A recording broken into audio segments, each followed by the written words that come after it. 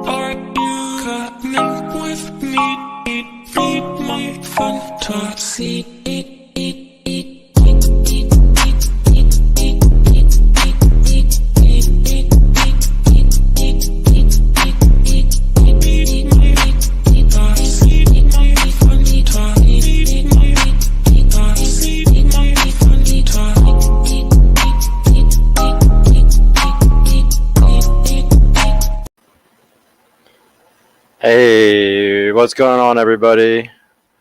Let me know if y'all can hear everything fine. I got a really cool show going on tonight. I'm going to be going over some stuff with my boy Vale Delgato. He's my big guy over on X that I've been hanging out with all the time. Like I said, everybody coming in, thank you for coming, and please let me know how the audio is going.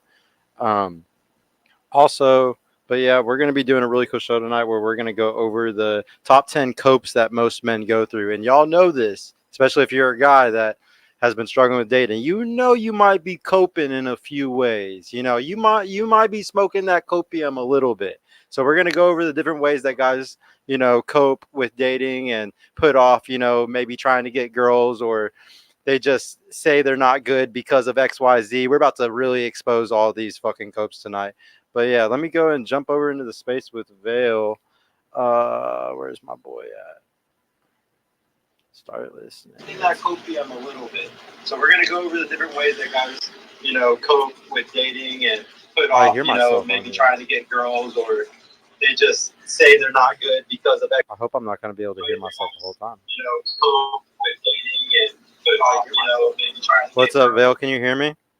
What's up, man? I can hear you, dude. I actually got you playing on my laptop next to me, so I'm going to turn that down. It's going to be us on here. Yeah, good deal, Pickle. Make sure to turn it down. Hell yeah, dude. I'll make you co-host. That way there's no interruptions, and it's just going to be me and you as a speaker. Awesome, bro. We got it going. Is my audio coming through good? Oh, yeah, dude. I hear you loud and clear. Awesome, dude. All right, so to start off, guys, before we start going into these 10 copes that all these guys are going through today to not want to fucking take dating serious, or why they're bad at dating, before we go through these 10 copes, I want to start off by saying all of these copes we're about to go over are external.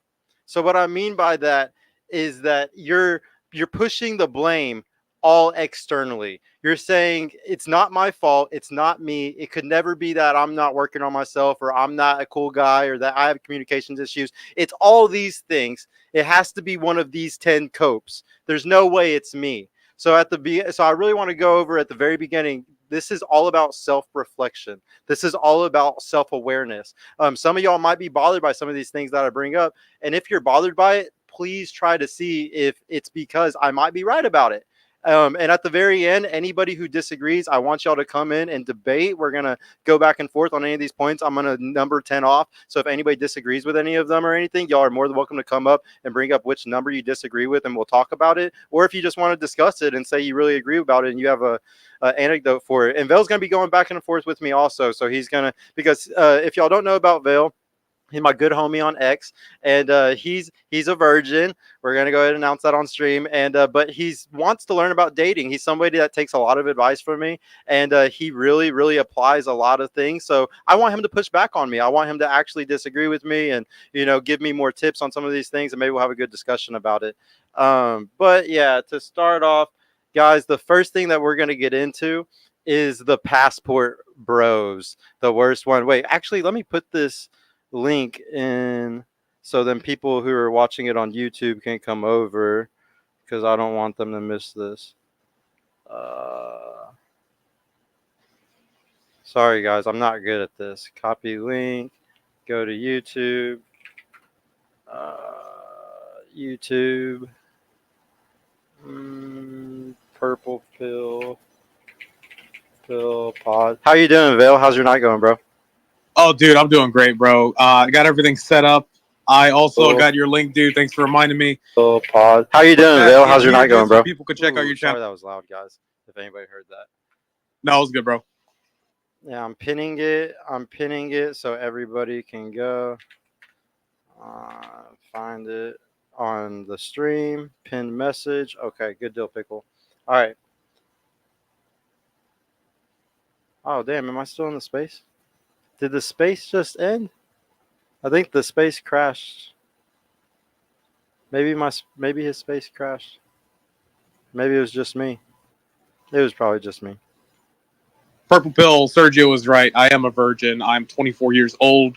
And from my take on that is I wanted to focus on self-improvement. But more and more, I'm learning that I think that there's a lot more to it than just the red pill takes. Like, I'm not a big fan of the entire red pill narrative. I'm a big fan of the OG red pill, as in make yourself the best man possible for your future woman. And now it's pretty much turned into this bastardized version of itself.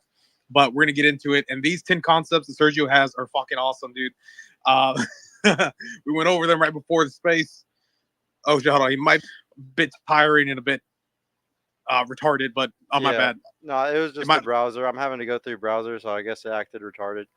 But yeah. Am I able to say that, man? Like, are we able to swear in some way? Or yeah, dude, I don't give a shit. We're moving all the way to X and Rumble soon, guys. Fuck YouTube. We're only staying on YouTube until we have to get off. But yeah, guys, the first one that we're gonna go over, Vale, is Passport Bros. I know you know a lot about Passport Bros. You're friends with some of the guys in the Red Pill community that talk about Passport Bros stuff. So, guys, the reason why Passport Bros is a cope is because there's a lot of really good women in America. That's one of the biggest ones, is that they're like, all these women are hoes. There's no good fucking women in America. It's a huge lie. Huge lie. There's tons of great women in America. And if you're one of those guys that thinks you have to go somewhere else, you probably don't even go outside that much. So you're kind of making a bad judgment in the first place. It's second of all, the reason why it's a massive cope for that is because all women are westernized now, guys. It's not like there's just fucking women in America that are westernized and acting like, turbo thoughts. We got women in every Eastern country and South American country, wherever the fuck you want to look at. They're all turbo thoughts now, man, because they have the internet. Dude, they have social media on their phone. Yeah, what's up? Dude, I don't see how these guys don't realize that, right? And I don't know if I should bring it up right now. Like, my biggest issue with the Passport Bros, but dude, fuck, I'm gonna start like this and then we can run with it. But bro, in the Passport Bros, they talk about one of the reasons that they want to move on to China or India or wherever they can get these girls is because the money. Western women are just money hungry. It's dude, so you're gonna pay what, $3,000 for a plane ticket around the world, then you gotta go and set up your entire life there, then you gotta meet her, then you're still dude, it doesn't make any sense. These guys are putting up such an upfront investment. Just find a good girl in America, dude. It's so ridiculous, bro, with the whole Passport Bro movement. Absolutely, man. And even you, Vale, a guy that, you're still trying, down there. And he's saying you're still going to try your ass off no matter what. You're not coping by saying, I'm going to go to South America or do any of this dumb shit. You're saying, I'm just going to work on myself. And a good woman is definitely here and I'm going to find one. And that's the best way to look at it, bro. Next up, though, we're going to go into gym cells, everybody. Yeah, gym cells. I know some of y'all might really, really, really hate this one. And I get it, guys. I truly get it. Going to the gym is really healthy for you. Me going to the gym was one of the greatest parts of my journey. I'm very happy I started doing it this last year. So I'm not going to hate on the gym at all. But I will say some guys can use the gym as a cope. They'll be like, oh, none of these girls are actually that good because look how good I look and all these girls are ugly, or she doesn't go to the gym, or so she's ugly because that's ridiculous, bro. Just because you're a super big gym bro, I don't think that means that you just are cut off from women that don't go to the gym, because not everybody goes to the gym. If there's only 5 or 10% of the population max that goes to the gym, you're really cutting yourself off as a guy to very few women. And bro, if you're a true gym cell, a true gym bro, you'll be able to teach a woman to want to get into the gym with you. And you can change her life and change her body. You know, women love when a guy teaches them something. They truly love when a guy teaches them something. So if you're that guy, bro, you're going to get her ass in the gym and probably make her change her life. And she'll love you and respect you 10 times more for it. Like, Dude, it's the biggest cope whenever you're a gym cell and you say there's not enough good women or something. the gym cell, like, bro, and it's a really hot take, man. I'm gonna try to make you co-host again, but dude, the gym cell movement it's really big, man, and it's like so hot because guys are like, yeah, I just need to get the best body possible. I need to work out, bro. Look at Tom Holland, and maybe he's not like the perfect example because like he's bulked up, but he's a skinny dude. Like, you don't need to be massive. You don't need to have the biggest bulging muscles. You just need to have a good physique. Like, just lose some weight. You build some muscle. It takes like around 6 months, maybe to 8 months of consistent, moderate gym usage or consistency to have like a very attractive body to women. Oh, Like, yeah. it's not that difficult. I would say, guys, you can literally get into the top 10% of men in shape in America in 1 year if you truly dedicate minimum 3 days a week to the gym, and then like say 10, at least 10 take steps a day. If you can, at least a few days of the week, you could definitely destroy everybody in not that long of a time. I got to go over some comments from some of my peoples. What's going on? Live, love, plan, pray. Please bring back the panel shows. Oh man, I need to get that. Oh yeah, I need to get some girls up in here. I haven't been wanting to invite any of them to my crib. I will join your space shortly. Hell yeah, Apache, come on in. Apache is actually somebody that I honestly call Black Pill a lot. So if he comes into the space and he actually debates some of these, it'll actually probably be some pretty good discussions because he's pretty Black Pill on some things. Prepare to be destroyed, he said, and he is one of the best, debaters. Shout out to you, Apache. No good women exist. Take the black pill. Nah, bro. Nah. Fuck them, dude. Yeah. So I do. Also, it's like when it comes to like that gym cell movement, I would say that body composition matters. So height is one of them. The taller you are, the longer it's gonna take. So that's Ooh. why for like the average dude, I would say 6 to 8 months. For a Yeah. tall dude, like 6 feet plus, you're gonna be looking around a year, maybe a year and 4 months. I didn't even think about that. Yeah, if you're a gym guy, it is going to take longer if you're a taller person. So keep that in consideration. Live love with the good on you shirts getting right and tight. I guarantee your lady loves it. Yeah, she does. Of course. I will own you. Okay, Apache. Come pull up, bro. Come pull up. Live love Apache. None. No, they do exist, but generally already taking her online like that. Don't give up. Yeah, man, there's good women out here. I will shove a black pill up your ass. He's saying that, guys, because I pulled a black suppository pill out of his ass. So he's just like projecting what I already did to him type shit. I don't know why he's saying that. Third up on the list, guys, is, I'm sorry, MGTOW. I'm not for men going their own way, guys. MGTOW is pretty fucking gay. I actually don't think there's a lot of things more gay than MGTOW. Saying like, yo, I'm just walking away from women forever. Like, and I understand it's not always that extreme. Like maybe they still spend some time with women or they pay for hookers or something like that. But that's nothing to fucking brag about, bro. Like, not at all. So I'm really not for the MGTOW. If you're a guy going your own way, it's because you took an L, you lost really hard, and now you feel the need to go your own way because you got your butt hurt that bad, bro. You got hit so hard that you're just like, I give up on the whole game. That's pathetic. I don't think there's many more positions. That's why MGTOW was one of the first ones that blew up, if you didn't know that, Vale. And it was one of the first ones that blew down too, because it was like, this is super lame. Like way lamer than some of the other subcategories, you know?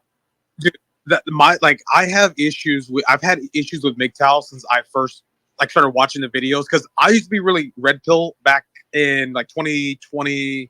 Yeah, like let's say 2020 to 2021. I got really deep into like the red pill content. I was like, okay, this is interesting. It's teaching young men new ways to live their life. Super interesting. I was like, this is cool. And that's when it started falling apart. And then they started introducing like MGTOW and a bunch of bullshit. I dislike MGTOW because it takes the blame of being a better man and putting it on the women. As in, it's your fault, I can't be a better man. And it's just like bitch and cry. And like, dude, fuck you.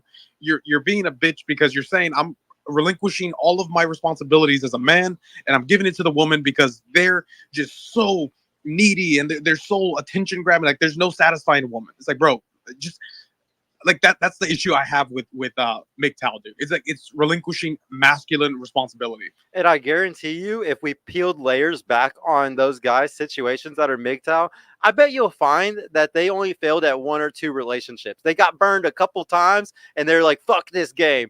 Dude, I got burned so many times. Dude, how many bad relationships I had, and like how many like heartbreaks I had, dude. You can't give up after one or two times on this fucking game. That's not the game. You don't get the game until two or three times. Like if you give up after the first or second one, dude, you didn't even get to really play it. You probably never got to have the girl in your frame or anything. You never even played house for real, bro. Like that sucks, man. It sucks. But no, next No, up. Oh, yeah, what were you gonna say? Go ahead. no, dude, I was just gonna say, like, I've been through one bad experience with a woman, and it fucked with me at the time.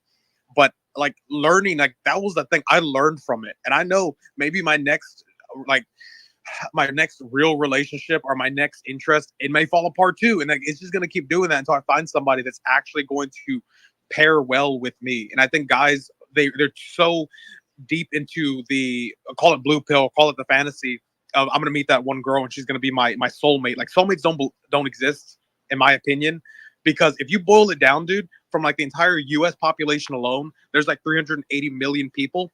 Even if like what 1% fucking like you, that's like what 38,000 people. Yep, that's insane. That's actually a lot whenever you start running numbers like that.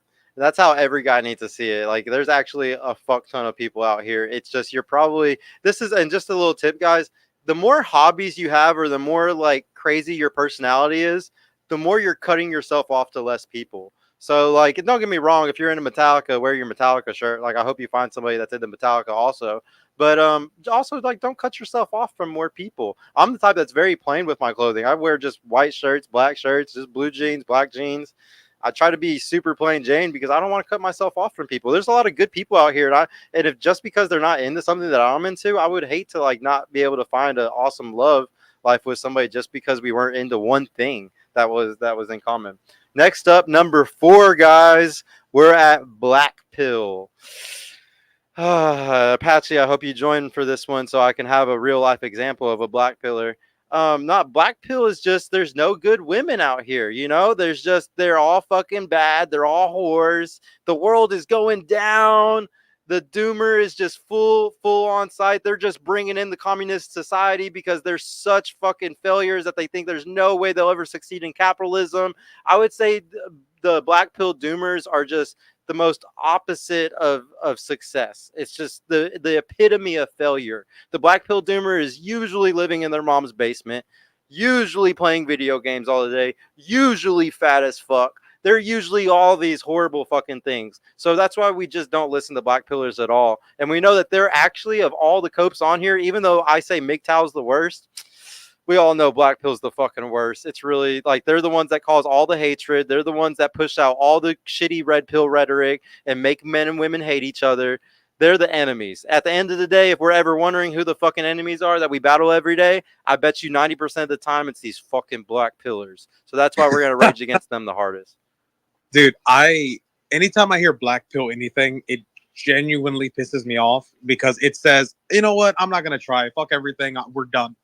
And I take like super big issues with that because it's like, okay, you're just gonna roll over and die. Like, why are you doing anything? Why are you playing video games? Why are you not? Why are you're just existing, dude? Like, why even exist? And I'm not in no way am I calling for self-harm whatsoever. But it's like, dude, you cannot have this mindset because you're basically telling other men to lie down and die with you. You should never take that prescription. You never take the black pill route. I strongly disagree with the black pill route. Honestly, like, dude, I'm 100% on board with you there. Is like, I hate the black pill more than any other coping movement on this planet. And it's so fucking gay because it's like, oh, my negative canvas tilt. I don't have hunter eyes. My bags under my eyes are like not covered. That's so funny when they bring up those ones. Dude, it's garbage, dude. Like, okay, bro, look at Andrew Tate. Motherfucker has the weakest jawline on fucking earth, and he's still picking up bitches. He looks like a weasel that's bald, bro. Like, and he still did it. Like, that's crazy, bro. I didn't even think about Andrew Tate. Guys, when Andrew Tate first was blowing up, like a long time ago, first on Fresh and Fit, like before he ever had his first viral, like, big streak, I made fun of him constantly. I was like, that guy right there, everybody else goes on Fresh Fit, I like him. That guy there, though, he sounds weird. He sounds fucking goofy with that English British accent. And he actually, he did grow on. I know y'all hate fucking, a lot of y'all in the spaces don't like him, but he did grow on me over time. Maybe he will for y'all too. We'll see. But next up, yeah, what's up? Oh no, so like just like a couple points I had right there as like one, and I know I don't want to spoil like a topic later, but like for instance, dude, Kevin Hart is another one because I know like he's a short dude, bro, and people are like, well, no, he's got money and he's got a great body. It's like, bro, this guy is surrounded by other successful tall men. Why is he married? Like if the black pill, the height mattered so much, why is he married? Like, he would never get a girlfriend in Hollywood because there's so many other big successful dudes around him. Yep. And shout out to my homegirl Toby that was on my stream like a few weeks ago. Her boyfriend's 5'3", 5'3" king fucking with that girl. That shit's crazy, guys. Like, I don't want to ever hear that bullshit ever again. Number 5 though, we got Christ Pill up, okay? I know this one's about to trigger some people. Any Christians that are watching, I'm sorry, but Christ Pill, man, the whole I'm gonna find a virgin and I'm super perfect and I'm holy and I'm holier than thou and I don't do anything bad, so I need to find this perfect Christian girl too. It's kind of hard to find that today, guys, and I think that you're going to struggle really hard. We don't have to look at the stats to know how few women marry as virgins today to know that it's not a good game to play. And I'm not sitting here trying to say be a giant hedonist, guys, and just go out there and be horrible. Like, certainly try to find a really good girl early on. I always say your first girlfriend, just take it seriously. Like, obviously try to take it seriously and marry them or something, but it's just usually we make mistakes. Like, and I'm not even saying the girl makes a mistake. I will admit that even me as a guy in my first relationships, I made mistakes. There's no way I was fucking perfect. I had to learn lessons, learn how to be a good boyfriend and stuff, and it took time. And it sucks that I didn't learn quickly, but I think that's life. Not everybody is a fast learner. So I hope y'all learn really fast, and I hope that y'all find the best girl early on. But I can't say enough that God is still gonna forgive you whenever you're a born again virgin at 30, just like he's going to forgive the women that are born again virgins at 30. So yeah, I'm not saying they're saying to even have that mentality the whole time either, but just realize it's not the end of the world if you lose your virginity to a girl and you don't marry her, or if you end up in a relationship and you're not with that person forever. Tis life, guys. Tis life. I know you're not much of a Christ pillar, Vale, so I'm sure that it doesn't. Even though you're a virgin, I don't see you as somebody that's trying to hold it just for religion, right? So I used to at the time. This is like one of the reasons why I remained a virgin for a while is because growing up, I was very religious, came from a very staunch family of Catholicism, and eventually I actually lost my religion, and I was like, oh shit, I'm not a big fan of because like, oh, does God exist or whatever. So I ended up finding it again when I was around 21. But at that time, I had also went through a bad experience with a woman. And I was like, okay, I'm thinking now that I'm just going to make myself better because this was what the OG Red Pill was like talking about. And my issue with like religion in general, and even though I would consider myself more religious now, my issue with it is, for one, yeah, people are so fucking stuck up about really. Oh, I'm not gonna look at titties because God says I must be married first. Like, no, dude. And another thing too, like when it comes to the women part, it's like, bro, all these dudes can sit here and cope about, yeah, she's a whore, she's never gonna get a guy, bro. There's porn stars getting married for like good dudes, bro. It makes no sense that they're just gonna sit there and call out these girls, and in reality, these girls are still going on getting married. Like, bro, just instead of focusing on them, you know what? Life isn't fair. They're gonna get married. Move on, make yourself better, and get another girl, dude, or get a better girl. You know what? Do not look at her body count. It makes no fucking sense to me. Yeah, it's not worth it when you're just learning, bros. Like, sometimes y'all just got to get out there and learn, and worrying about all the things that the red pill space talks about, it's just gonna fuck your head up.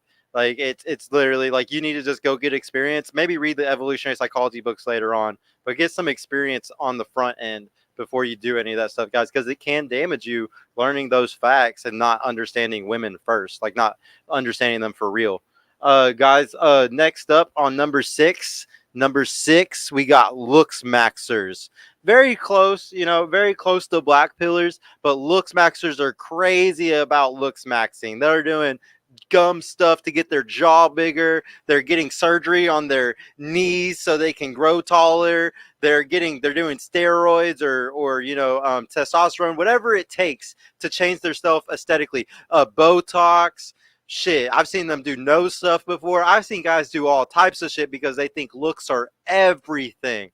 And looks are not everything, guys. One of my favorite books by Dr. David Buss is Why Women Have Sex. And he brings up 237 different reasons why women have sex. And it is not always looks, guys. There's very attractive traits like being altruistic or, being kind, being charitable. There's all types of things that are actually attractive to women that you would never think on a first date. You doing these certain things would make a girl more attracted to you or something.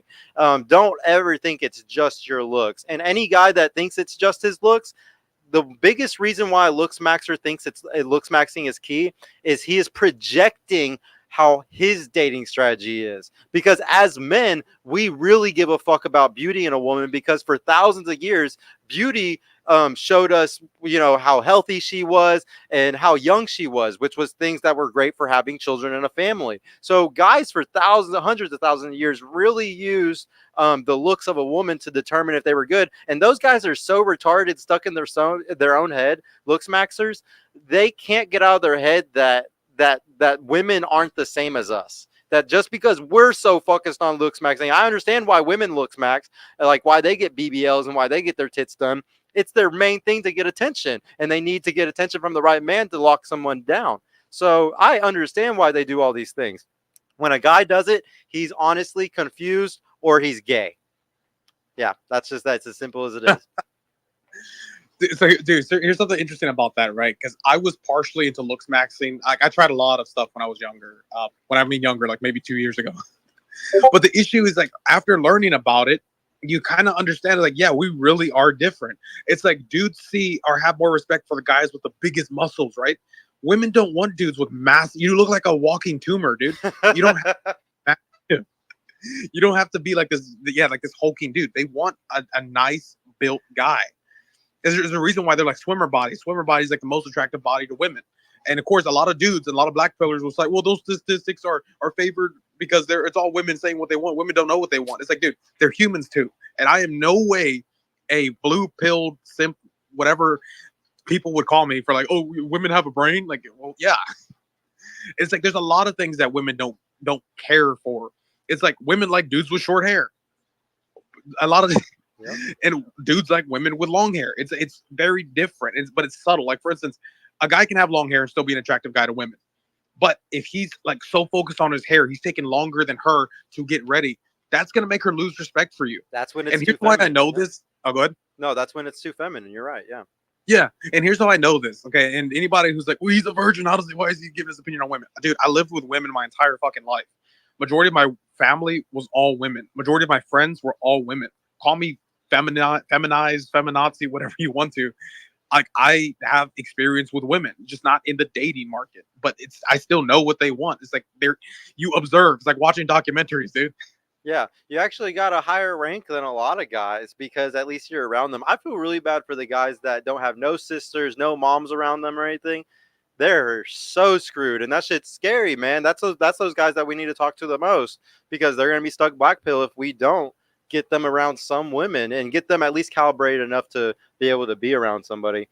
Next up, though, guys, number 7, we got money maxers. Okay, this is the worst, bro. Oh my god, the beta bucks that wants to be the beta bucks. Oh my god, this got to be like literally one of the worst ones on the list because a guy who wants to be like money guy first, it's like simping is in his blood. It's like literally in his DNA. He's such a simp. He wants to buy her food or like give gifts to women so much that he's like already planning, oh, fuck every other strategy. I'm just going to make as much money as I can so I can basically buy a bride. Like, it's literally probably the most toxic one. I feel bad for these guys almost the most because they get finessed the hardest, dude. These are the guys, honestly, guys, because guys, usually if they ever off themselves or do anything like that, it's because they do something called zeroing out. And I truly believe these are the type of guys that are highest likely to zero out because they're going to end up spending everything they have to keep a woman around them and that's just going to destroy their life. Literally. I truly think money maxing is one of the ones that's going to, be pushed the hardest because everybody's like, you got to be a provider. I used to be this guy. When I first started my channel, I was constantly like, fuck everything else. Provision is everything. And I don't believe that way anymore, guys, because if you have a girl, whenever you have all that money, you don't know if she's with you for just the money or with you because of you. If you do have money when you get with her, you need to lose it all and see if she stays with you after you lose it all, because that's the ultimate fucking thing. Either that or you need to, she needs to get with you early in the race and y'all, climb the mountain of life together. And honestly though, if I'm going to be honest, guys, that is the guy's strategy to do that. But I will be honest, for ladies, I don't think it's always good for ladies to do build a man. I think sometimes when a woman does build a man, you might bet wrong. So any ladies listening or watching, I want y'all to know that's not always y'all's strategy because men and women have two different strategies. And maybe it is better to find a guy at the finish line, as we would say, just to be safe. But yeah, next up though, I got. Oh, dude. Oh yeah. Or Bro, what were you gonna say about money maxing? You got something? yeah, my bad, man. Because like, dude, that one hurts. Okay, that money maxing. Because I strong again. Like I said, I tried a lot of bullshit. Is that one of the ones that you sometimes cope with a little bit, like because that money would make it easier to date? Because like we would be, let's be honest here, guys, it's impossible to date today if you don't have like a pretty good amount of money. Like you got to have like a decent check to be able to pay all your bills and take bitches on dates. Dude, this one, and this is a big one for me because I still cope with it because I still believe, and I'm working on this now. I'm starting to realize that, you know what, fuck the money. It's more about learning. And now I'm not saying entirely fuck the money. You do need money, but to say I'm gonna wait until I'm a millionaire, I'm a billionaire, and then I'm finally gonna get my first girlfriend, dude, no. And that it's such an issue and it's such a hindrance, like for other development. You're putting all your chips in one basket or eggs in one basket, solely focusing in on the money, and you're lacking everywhere else. There's so many other important things that make a guy desirable other than just the money. Having a nice physique, having a good personality, having a purpose. If your whole purpose is to make money, to give her that money, dude, you're attracting a gold digger. It's not going to end well for you. She's going to be a red flag, guys. You don't want the red flags. Bro, there are attractive women getting impregnated by fucking brokies, dude. Andrew Tate's talking about brokey all the time. Like, brokies are over there populating the world all the time, guys. If you ever think that that's the only thing that she's gonna keep your baby from, it's not. Some women will do anything to have your child. And also, guys, whenever it comes to the beta buxton or trying to be the money guy, you're ultimately you're giving all the power to women when you do stuff like that, because the whole thing that gives you power is you saying no. So say like you don't have a lot of money or you're broke or something like that. Her being like, I want to go do this or I want to do that, and you be like, no, we're not doing that. It makes her respect you more. Like a guy who just says yes, yes, yes, yes, yes, yes, yes, yes, yes to everything a woman says, they get walked all over. So at the end of the day, it's to protect yourself. To have a spine, and sometimes being frugal or being having some humility really helps you in dating in the end, just because you having the money to pay for a bunch of shit, it doesn't help the relationship. It doesn't help the girl, it doesn't help you. Next up we got, she's not hot enough for me, as I would say in quotations. A lot of guys like to say these girls aren't hot enough for them, that's why they're not in relationships, or and usually when these guys say that shit and I look at what they look like shit. Like they literally look like fat losers or something. It's like, bro, what do you think your looks max is? You're a 5 and you're wanting a 7 or an 8? Like, what the fuck are you thinking? Like, I understand there is possibility if you're a 5 to get a girl that's a 7 or an 8, but you don't have the personality either for that. It makes no sense. It doesn't make any sense at all. So any guy that's telling himself all the time, she's not hot enough for me, self-reflect and look at yourself and be fucking honest. What are you? Are you even worth what the fuck you think you're looking for? I would guarantee you most guys that have these expectations don't even look good, or they have no personality with it. It makes no sense if a guy is sitting there saying something like that. What do you think, Bill? Dude, so actually I've never had that. Like, that's something that is like kind of like foreign to me, because I've always played the imposter syndrome, which is bad. Like, it's equally as bad.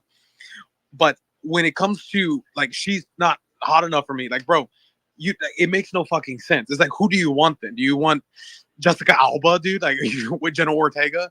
It's like, are these the girls that you're going for, bro? Oh no, and you just made me realize something. Let's say the guy is a 7'8'9", okay? Say the guy's a 7'8'9", and he's saying these girls aren't pretty enough that are like 6'7", like 6 or 7s. Bro, why does her looks matter so much to you? Like, do you realize that the best girls are sometimes an adjustable 7? Like a girl that's like not too hot that she thinks that she deserves everything in their fucking mom, and then not too ugly that she's like a fat ass, you know? Like, it's not always good to, it's and shit, like the fat girl, maybe she'll lose the weight. Like if you're going to the gym, if you're a healthy dude or something, like, man, I hate when people just build these boxes of who they end up with. It never works. Like, so especially when guys are like, oh, I can't be with a single mom. Bitch, like I've seen so many dudes do that, say that shit, and literally 3-4 years later, I see them with a single mom. It's so full of shit, bro. You never know who you're gonna end up with if you have genuine desire for them. Don't put women in a box based off of looks. If you're dating for fucking looks, you're actually just stupid. You're like the looks maxer. Like you're projecting. Like it's just not good. Like you're literally shallow as hell. And in relationship and love, like shallow isn't gonna get you anywhere, bro. Like being super shallow is just gonna end up hurting you. So yeah, I'm definitely against anybody who's thinks that they're better than everybody else just because of their fucking looks as a guy. Dude, the last one to add on to that is like the beauty chasers or the beauty buggers are just as bad as the gold diggers, dude. Like that's the male equivalent of a gold digger. Is like the guys that are solely focused on women's looks.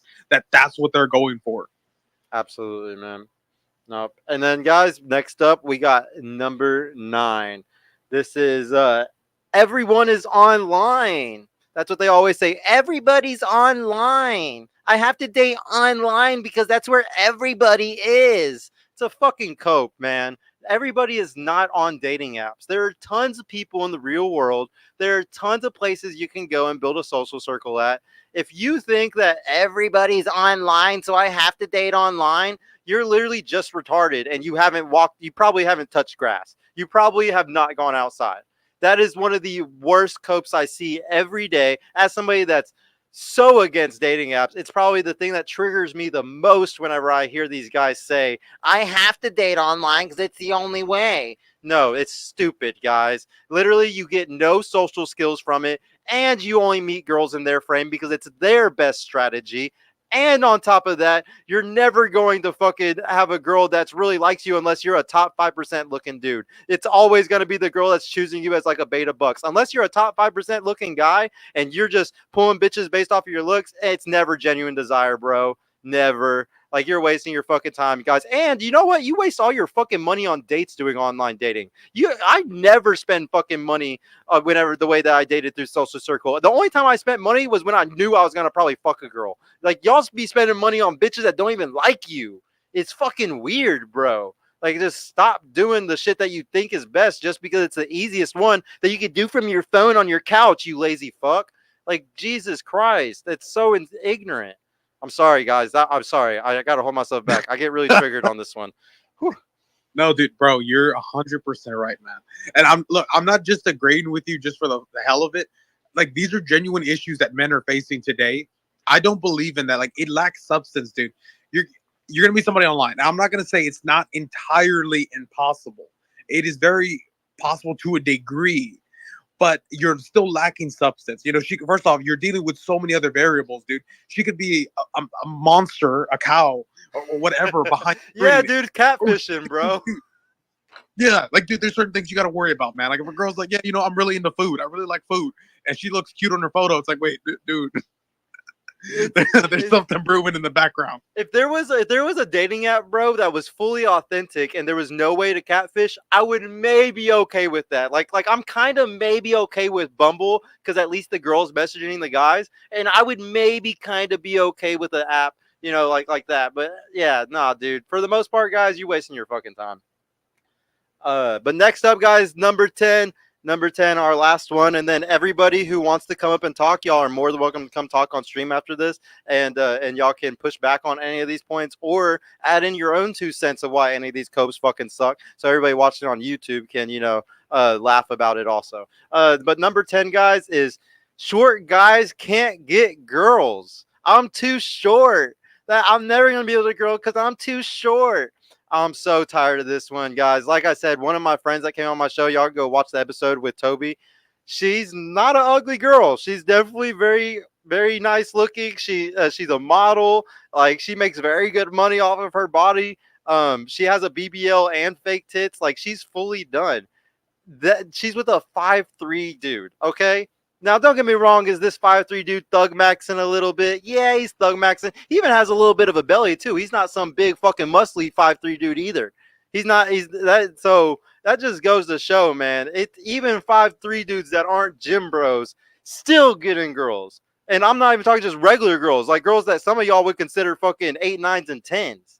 I don't ever want to hear this I'm too short bullshit. Most women are short as hell. Every girl I date is short as fuck. I love the short girls. Now, don't get me wrong. It is true that super short girls like super tall guys, but there are some short girls that end up with short guys. Like my friend. I think my friend's like 5'2". She's 1 inch under him. She doesn't give a fuck. He's that guy. He's that guy in the neighborhood, you know, around everybody when they go to the club together and shit. He's that guy. She doesn't give a fuck how tall he is. Nobody's gonna fuck with him. Like y'all really don't understand that y'all have no confidence if you're short and you think you're just fucked. And the things that you can do as a short guy to get confidence is you go play sports that are good for short people. So paintball is awesome for this. The best paintball players in the world are fucking midgets, okay? So you can literally go dominate in a sport like that. You can get into boxing, one of the best sports for short guys, the best boxers in the fucking world, short as hell. And you would be able to defend yourself and beat the shit out of people, and everybody would be scared of you. You would get respect out the ass. The fact that guys don't have confidence when they're short, it's because they're not leveraging that thing about them. It's just like what I was talking about with Atomic Habits earlier. If you were Michael Phelps, born with those shoulders and hands, you become a fucking swimmer. If you're 5'3", do what the fuck 5'3" guys do to fucking rock the world and kill it. Don't sit there and just cry about it or do something. Go play basketball like a fucking idiot. Like, come on. But yeah, that's it for my 10th one. What do you think, Bill? Dude, that short guy thing is like the most bullshit I've ever seen. Like I've ever heard, because in reality, bro, it's like these guys are just not playing to their strengths. Like that's all it is. These guys can dude, shorter guys build muscle much faster than taller dudes. Another point. Yeah, dude, I'm slightly taller than average. I'm 6 foot, and I started weightlifting. My friend is like shorter than me, and he started gaining muscle, even though I was doing it before him. And I'm like, damn, dude, and he's like 5'9" ish, right? And like you can tell the difference, or maybe 5'7", somewhere around there. But you can tell he's building it faster, and it's like, dude, it's a cheat code, bro. It's a cheat. I don't care what anyone says. It can be a cheat code if you frame it that way. Another thing too, dude, is like with the girls' height. Like I personally do like short girls, but I also like tall girls. I think that they both have like this exquisite taste to each one. Okay, like in like preferences. Okay, I think Bill dudes wants a tall girl. Okay, everybody knows now. Some dudes get intimidated by having a tall girl, and I think it's ridiculous. If she's like maybe like 7 feet tall, it kind of gets awkward. But even women would kind of be off about like a 7-foot dude. Yep, no, 1,000%, guys. So right before we bring y'all up, I'm just give a little spiel right here at the end. You know, everything. Every time a guy says any of these things, it's just an excuse to put in the work, okay? Every one of these fucking 10 things I just brought up, they're absolute excuses. It's that simple. They are fucking excuses to not put in the work and to not go get the experience that you need as a man.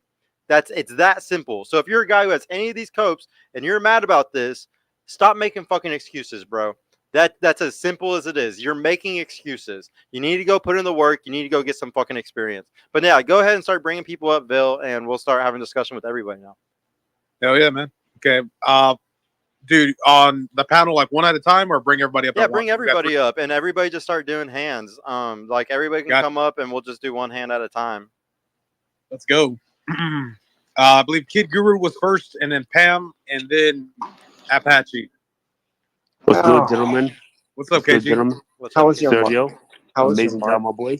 Amazing job. How was your Marxist propaganda session tonight? It was great, Apache.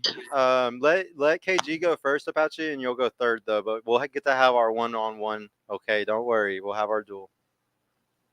Okay, what's up, KG? Good job, gentlemen. Sergio, I agree with you 100%. I specifically want to put in the Christ pill one. As you know, Oh, you cut out, KG. sorry, I had to stop real quick. Sorry, Val already knows the reason. Yeah, I agree with you, Sergio. A bunch of what's everything you just said. I'll say this for the Christ pill one, and I agree with you. Too many dudes are going to religion, but not getting the experience they need. Like they're going blind. Like, oh, I'll get a virgin. Like you know me, I want the virgin too, but I'm not unrealistic. I'm like, I would prefer a virgin, but I'll take a girl who has one or two bodies. I'm not stupid enough. It's like, will I get the virgin? I don't know. I would like the virgin, but I know I should probably I should know my way around Roman. I should probably know my way around the world and everything. Sergio, and I agree with you. I talked to you about this before, and we even agreed. I said this. I'm all for you gotta talk to the girl. You gotta focus on you, focus on your mission, but you do gotta talk to girls while you're doing your mission from time to time. I do it all the time. Heck, I told you about a date I just had last week.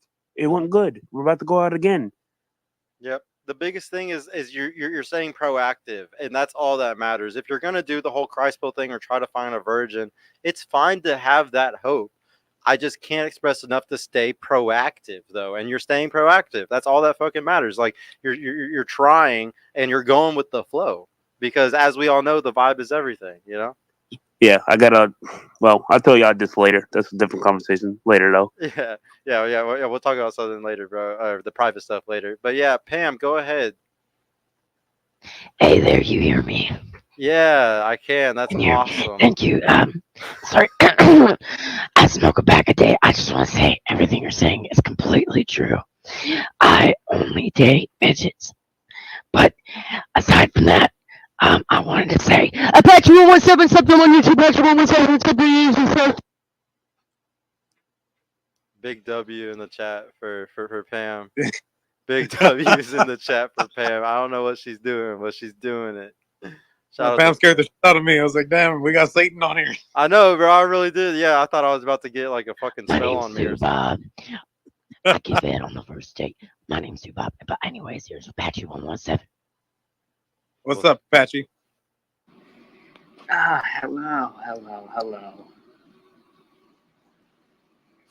What's up? So I see you're spreading a bunch of far left propaganda tonight, aren't you? Yes. What was far left propaganda that I spread? You know, basically you hate the red pill movement. Honestly, you're probably just like a feminist plant. That's what you are. Trying to like tear the movement apart from like supposedly a right-wing perspective, but you're probably just a leftist. What did I say that was against red pill? Well, you go around and you say you hate the red pill. So basically, it's like a. Basically, it's like. Are you just making an accusation without being able to assert where that's coming from? Okay, I'm kind of joking. Let me get to my real point here. So what's your main thing against the black pill? I think it's just realism, not like. I think black pill's just a realism thing. You think it's realistic to like kind of just see society in that lens of I don't know, kind of like a doomer mentality, or like it's all too fucked up and we can't do anything about it? Yeah, I think so. More than the optimistic perspective, if anything. But like if we had to like live in a world where we had to choose between being optimistic or being pessimistic, what's your reasons why you think it's healthier or better for your life to choose the pessimistic route? It's more, I think it's better because it's more realistic, and optimism is just too high expectations for everything. You just see the best in everything, even when it's not there. So basically, you're just living a lie. Basically, like the Matrix, you know. Well, No. it's having to use faith and hope.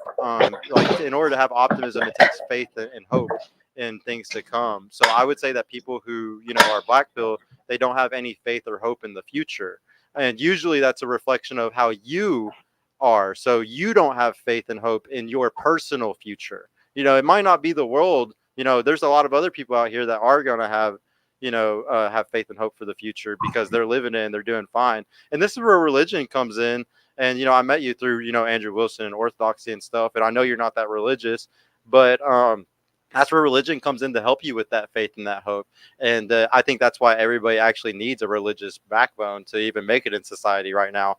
How can you have faith and hope in society without having Christ on your side right now? Like, I don't see how you could. I could start my own cult called the Sons of Apache. That's what I could do.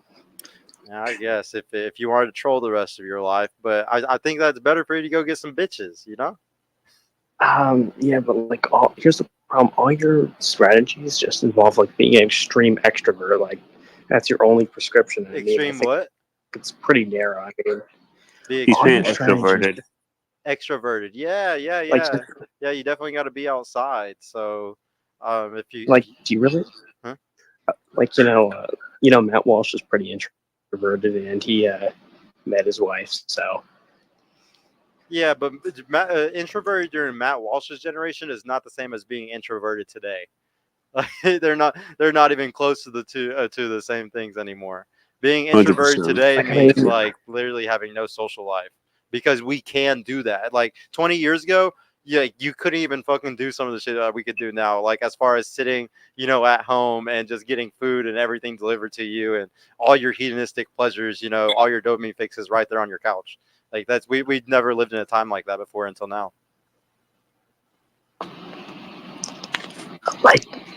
so your only solution is just to be like super extrovert. Like that's like not all people want to do that. Like I mean, that can't be the only way. That seems like It's like a switch, bro. Sergio Think of it as like a retarded. switch. Like, think of it as like a switch, bro. Like, I'm introverted, but I'm able to flip it and be extroverted when I need to be.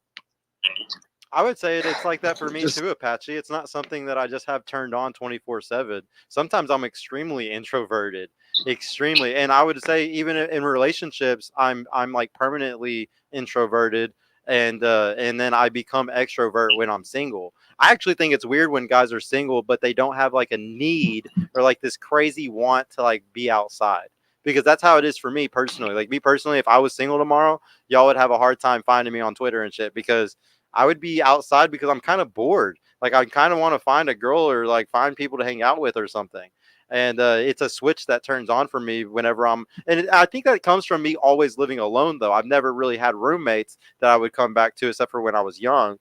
So for the most part, I really think it's like if you live with your parents and stuff like that, it's very comforting to come home and there's like something there. But if you lived on your by yourself, bro, like say you had like a cheap apartment and you were barely surviving and stuff like that, you would be bored every time you came home. Unless you had people that you're playing video games with on Discord or something like that, you would be bored. You'd be like, you know what? I kind of want to go outside because I want to hang out with people because I've literally done nothing all day and I hung out with nobody.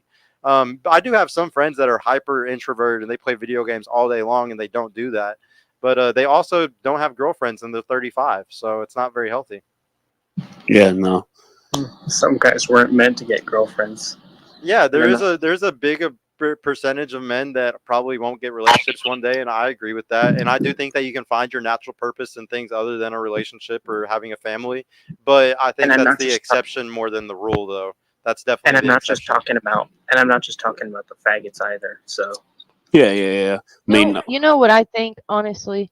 So the introverts of today that don't have girlfriends and stay inside all the time, they were supposed to be monks if we didn't have the internet, right? Yep. So you know how there's so many monks each generation and now they just kind of stopped?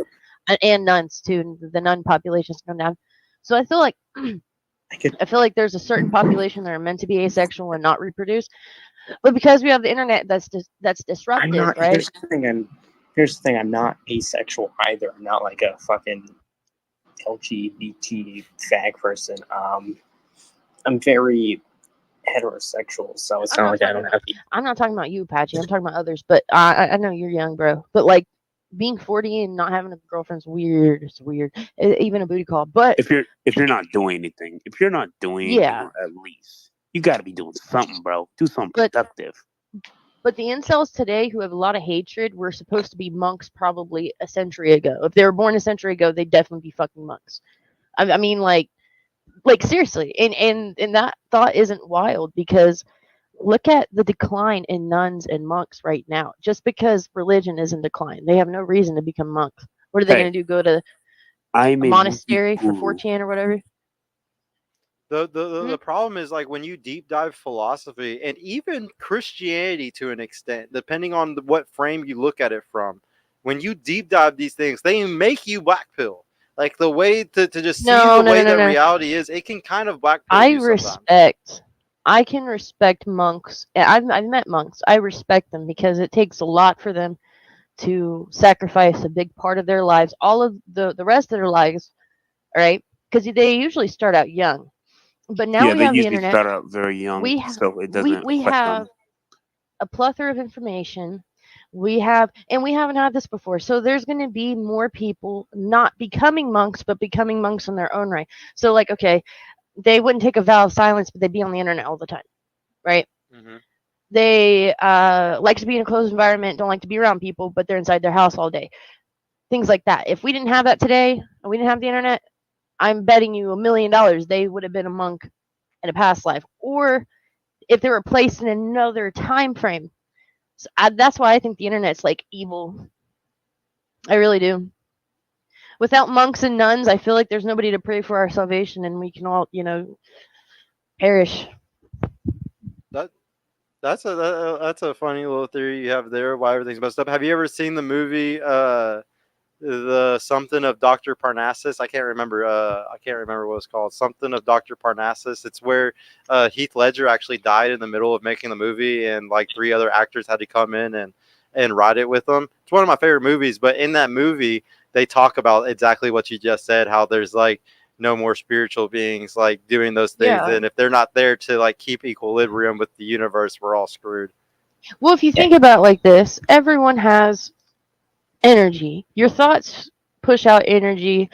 Any action you do, there's a meaning behind it. It like that is a proven fact. Everything has energy. It is not created nor destroyed. Okay, that is like the first rule of physics. Now, your thoughts and actions and everything that you have about you and the way you feel, right, all have energy. Now, if there's no pure energy being created through people, and I hate to say this, but monks and nuns were kind of, I believe, were used as a placeholder for people who lived evil lives. So they basically lived a pure life all throughout their lives, sacrificing shit because so and so wanted to go kill their firstborn, right?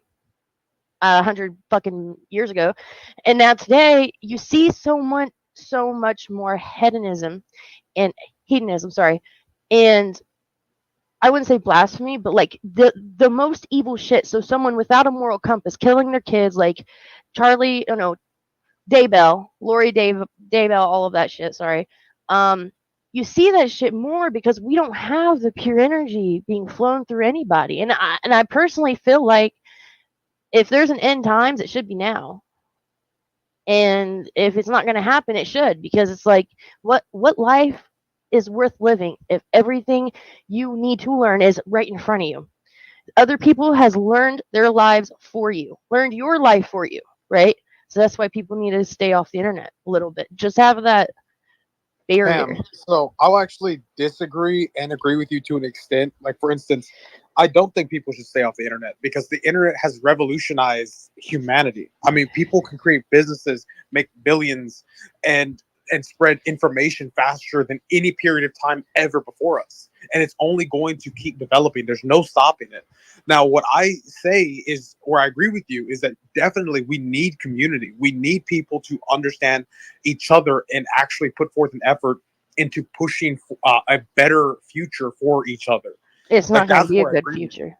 What Is happened, what man? I'm saying. You can't have both. You're gonna have one or the other. So I'm gonna let other people speak though. But anyways, just think on that. You I mean, bitch. Okay. bitch. Hello. Yeah, thank you. Wait, so what I wanted to say Welcome. about more about the black pill, right? I just think the black pill, at least from my perspective, it's just in terms of dating, so I think it's Did he cut out for you? Yeah, he cut off from me too. I thought it was just me. Patrick, you cut out.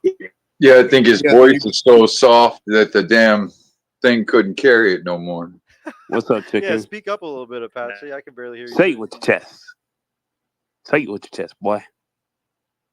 Or maybe his thing lagged out or something. Chicken, you can go if his thing went. I don't know. I can't see hands or anything, Bill. So you have to like help me out with this. There is no I got hands, you. bro. There's no hands, so we just gotta. Chicken, what did you Chicken think of KG. everything? What did you think of the black pillars and stuff? I caught the last of it. I had to deal with some stuff at the house, so I wasn't able to catch the beginning. What I sounded, what you said sounded good, at the end. But and then like when you had folks come up and start talking, I was kind of laughing at them. But other than that, everything was great. You laugh at me, chicken? Apache, are you trying to talk while he was talking? Can you try again? What's wrong? Definitely not you, KG.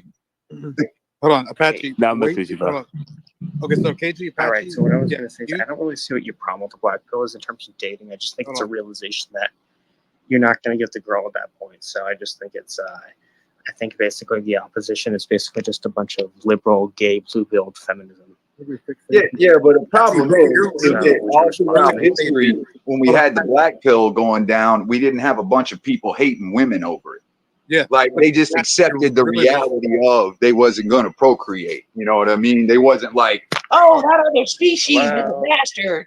So it's like they didn't take that road. You know what I'm saying? They didn't blame all the women because they didn't get with them back in the day. 60% of the men throughout history did not have children. You understand that? They did not carry on their lineage. 60%. That is a huge number, especially when most of the times we didn't have birth control. So you have to understand that that's kind of how that goes. You know what I'm saying? They wasn't mad at women over it. He's gone, chicken.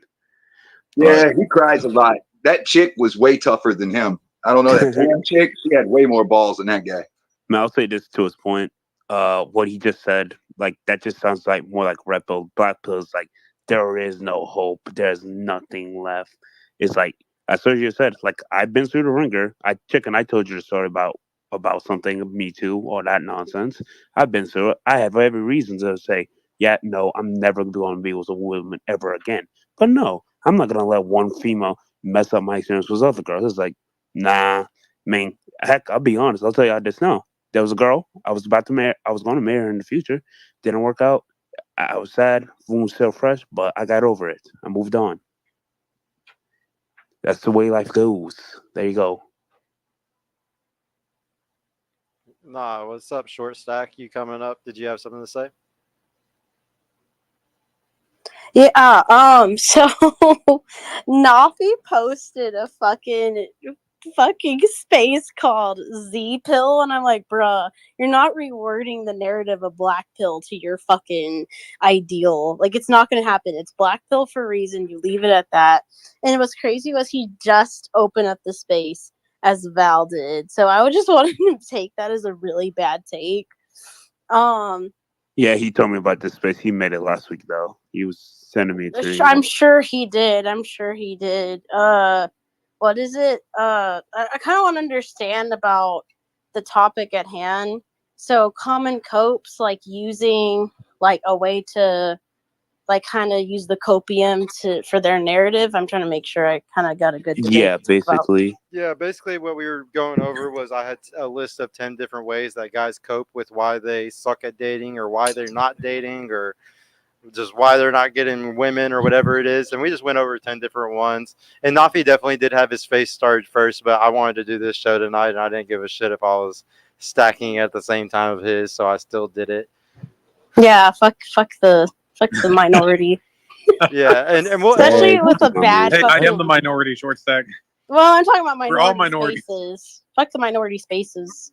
There you go. And just so everybody knows, like we'll be doing, so everybody that's watching on YouTube and stuff, we will be doing these streams like at least once a week. I'm gonna try to do this with Vale. where we go over 10 different things. And I'm going to try to do even more streams whenever I drop my course here on 4/24/24, which everybody be prepared for. So whenever I drop that, I'm going to be doing way more streams, breaking down the 7x7x7, the hobbies, the jobs, and the side jobs to make you build a social circle of women easier. Yeah.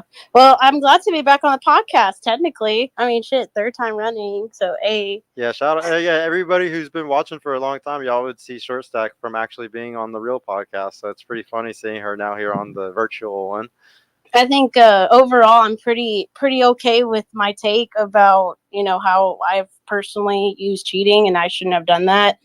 And I've learned from it, and now I'm in a happy fucking relationship. So overall, like, bro, I learned my lesson, obviously, and I ain't gonna do it again. So I think the one cope I want to do is not necessarily from like poor old pity me. I want to see why red pills use the cope of, oh, I just popped this girl's virginity and I just left her for dead. Are you saying like more like whenever they have sex with a girl and then like they call her a hoe afterwards? Or are you saying specifically like a guy takes a girl's virginity and is like, all right, bye? Kind of, sort of. And then I need to get with you personally because I went to someone's specific Discord and they try to surrogate me, but Pearl's in the Discord. So I'm like, okay, just because I'm an active Discord user, you're going to remove me, but you're not going to remove Pearl because of your boy locker talk. So I've got like screenshots and everything to prove it. So I'll get with you later on that. But overall, yeah, pretty much the narrative is using that, oh, I just popped this girl virginity, and it was amazing, you know, using huffing on the trophy pretty much. Well, I and mean, using that to kind of boost the ego. Well, I mean, like guys feel good taking a virginity period because if I'm being 100% honest here, 95% of dudes probably are never going to take a girl's virginity. Like most guys are never going to achieve something like that. So I think that the guy who's getting that, he's obviously, you know, either a player or he gets girls in some way. And if he has a body count of like 5 or 10 or like way more than that girl, he might not really be taking her seriously. Like he literally does want to take her virginity to be able to say like, yeah, I got her V card. And yeah, he's trying to run off after that. And that's why girls have to be so careful with their discernment, especially when losing their virginity if they want to. And I would say this is why actually, if you talk to most girls today, like 9 out of 10, they would probably say their virginity wasn't a very special thing. It was with like one of those guys that wasn't special or something, or maybe he did that to her. And I would say it's like it's extremely common, sadly. No, I agree. Taking that first time should not be like a triumph. It should just be like a respect. Because someone trusted you enough to take that. I mean, the vice versa. I mean, well, it could be looked at as a negative sense for women because they just want to get rid of it just to say they got rid of it as well. I think the anime was My Domestic Girlfriend that played that fucking card really bad. Yes, I remember this. Okay. Sorry, I'm kind of weeaboo, but not really weeb because the community is getting worse, especially since WeebCon was really bad here in Dallas. But overall, the other thing, and I really appreciate that perspective of the whole like, oh, blood on the fucking sheet because I took your virginity, ooga booga caveman mentality. What's up, dog? Okay, listen, hold up. So so I got 4 under my belt and I married one of them. So it was never personal. It was never intentional. It wasn't something anybody was out to do in that whole particular time. One of them, I, in all fairness, did not know that she was a virgin. I actually was under the assumption that I was not going to be the first one into that area, but I was. Found out later. So I'm just saying, as a dude who's been in that moment, never personal, never just trying to take something to get something on my notch. It was inevitable. I never went out with a girl I didn't sleep with. It just never happened.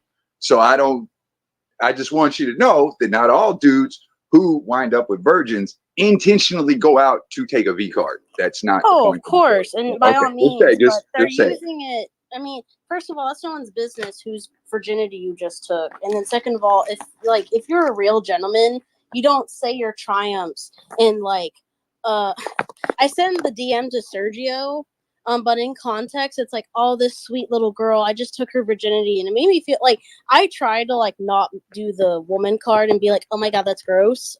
That's so male toxic, typical male toxicity.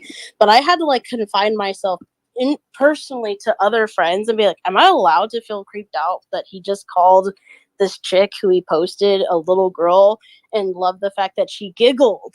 She fucking giggled, bro, when her hymen got ripped.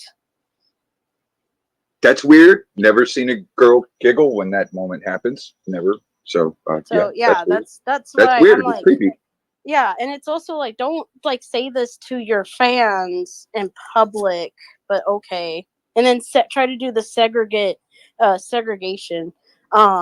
But not to loom on this topic. I think I probably will fuck this up, but we have the beautiful person raising their hand. Fila, yeah. Hello? Hello. Sup? Oh, hi. So I heard like the topic of virginity being brought up. And how like I think Short Stack was saying that some guys do it and they're proud of it. Personally for me, a disclaimer, I still haven't had sex yet, right? But what I've noticed personally in dating is that you can weed out the guys who want to like I don't tell them on the first date, the second or third. You have to feel them out. But in the process of feeling them out, you can wait them out. Does that make any sense? Like they Oh yeah, of course. they self-select themselves out once they figure out, a couple of weeks pass, and they would feel like they figure out, oh, I'm not gonna get laid, or like I don't even say like when I used to go on dates, I would say a committed relationship just to start off to see what they were at or what they were thinking. I technically personally for a marriage. That's just for me, but I didn't want to like creep people out or creep guys out because I know that's a really big step. And like, I was like 21, 22. So Fila, Val, don't you dare say anything. I knew. Hey, KG he's was the gonna alpha get- virgin. Let him speak. No, I know what he's Hold on, gonna hold do. on, I know what he's gonna do. I know. Yeah, what but KG's like fine. I would just say committed relationship. And then like after a couple of weeks would pass, they would just self-select themselves out. But I say this to say like for the women in here, if anyone's listening or who's anonymously listening and they're like me, you got to be really careful because a lot of these guys are predators in that way, where they're just around for one thing. But if you wait them out long enough, because I see like on tweets on Twitter, women will be like the 3 month rule, and then they'll get so much hate and they'll get so much pushback. But in my experience in dating, they're right. If you have at least a 3 month rule, a lot of them self-select themselves out because they only wanted one thing. If I may Hold on. interject, the 3 month rule was a thing back then, but now because people are narcissistic, Spurgo talks about BPD, so people have two different personalities. And the other thing is like in my psychological opinion from school, using that as a trope, I think 6 months because people can fake hold it on. for long. No, so Short Stack. Wait, do you mean as in like sleeping virginity, Fila, or do you mean like in a relationship long term? I think just filtering out fucking people for 6 months because, bro, like people are so good at camouflage. It's a fucking lizard people chameleon out here. I agree, but sex is never going to wait that long, like ever. and I'm not saying you, Fila, you could be the outlier, and excuse me. And I'm like proud of you if you are, but if most women that say like I'm waiting for marriage, they never wait for marriage. I had first-hand experience with this. I didn't do it. I didn't take it, but my bro, I'm gonna put in this information or anything, but like I had a bro who was with a girl. She was virgin, and she's like, I'm waiting on marriage. 3 weeks, 4 weeks in the relationship, boom, that's just out of there. So that a lot of women that say that they're going to wait for marriage, they never really do if it's genuine desire. If she actually likes him and you find someone that you genuinely want to be with, no one's holding on to their virginity. I just wanted to add my Yeah, 2 cents on that. But go ahead, KG. yeah, I can actually give my 2 cents on this. I can actually give this on it. Well, first, about to your point, you're right. Like, especially nowadays, I would say back in the day, yeah, the probability of her actually losing her virginity before marriage very low, but nowadays very high, very high. Because I mean, I told you the story already. I don't need to repeat it. But yeah, if the girl really likes the dude, she will honestly get rid of it just so she can stay with him. But I'll give this advice to Phila from as a dude who practices celibacy. I'll give her this advice: the best way you can get a guy and keep them at the same time while not losing your virginity is acts of services. Dudes really do like it. Generally, we really do like it. Just stand out from other girls. Make yourself stand out from other girls. Basically, a pick me, I would say, but what people like to call it. Sergio, chime in if you disagree with me. Dude, don't give good advice to your girl, man. She's gonna go use it on some dude, bro. Keep those secrets to yourself until Well, next we're dating giving scenario. secrets for the women. I mean, equal rights, equal fights, right? Nah, Oh my god. I give advice to anybody who needs it. I just give it out if they need it. Honestly, something like that. But yeah, that's my honest take on it. Just like this is my honest to goodness advice to any girl. I gave this to my little sister as well. Find a dude you can respect. I don't care about love. Find a dude you can respect. Because love will go away from time to time. I've seen it all the time with my parents. I've seen it all around me. But love will, but respect will stay there if it's consistent. But I also say this, ladies, try to keep your virginity. It does actually make you stand out a bit more, and just do acts of services. Do just appreciate so much if we get acts of services. Honestly, we will take that. Aren't you If forgetting reassurance as well? Because men really love reassurance. Besides, along with paternity, yeah, yeah. yeah, yeah, of course. But I'll say this real quick. Yeah, Philo, that's my advice to you. Just do acts of services. Like say like you go to his house and you see that he's always busy. Go cook him a meal or I don't know, Yeah, clean up I his don't place. go to their house. Yeah, but I get what you're saying. Yeah, I'm just using that example. I mean, I've Hold always said on. this. I gotta Don't ask Sergio, why are you waving the green flag?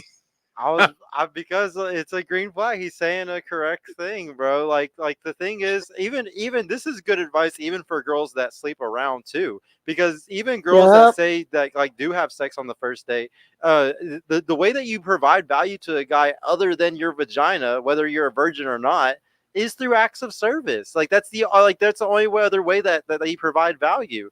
And it's the same for a guy. It's like, would you like a guy that just does absolutely nothing? Like there's no value exchange? No, you wouldn't.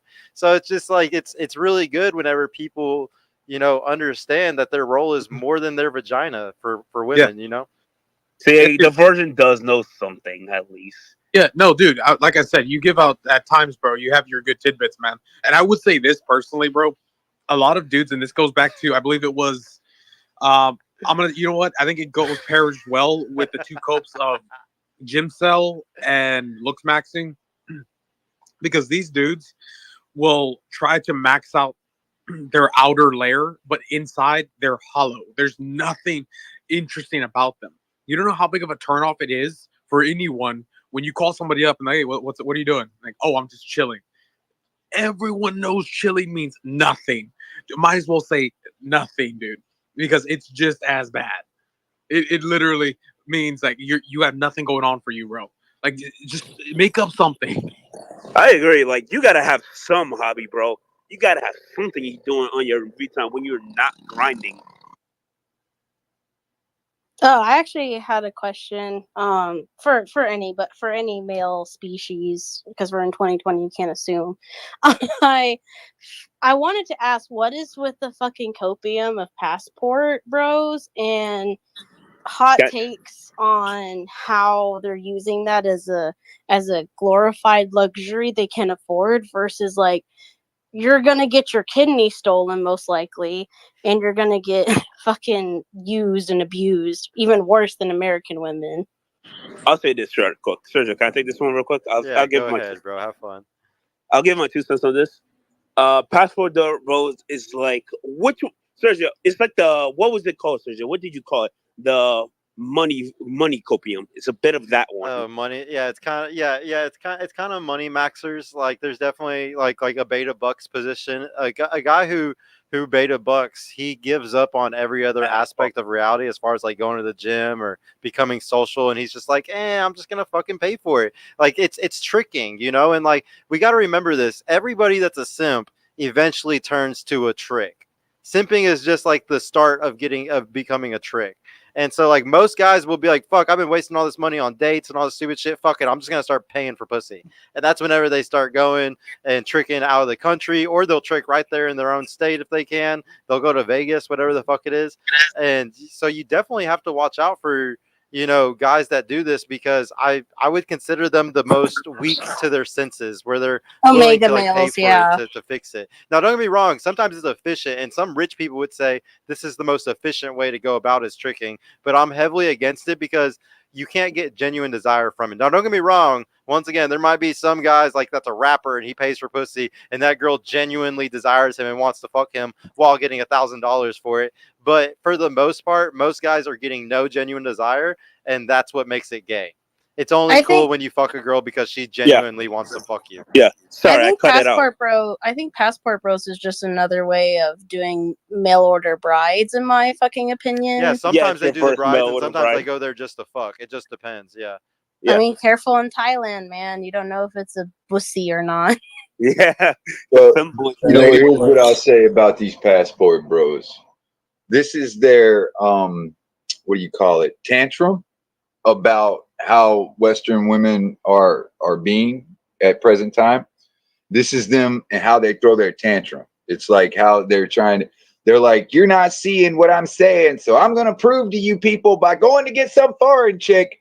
And it's all like that in their head. You know what I'm saying? So it's like they're just crying when they do that. So that's Agreed. kind of like what that is. Yeah, I'll Definitely give agree. them one small caveat though. I'll give them one small caveat, so John Chicken.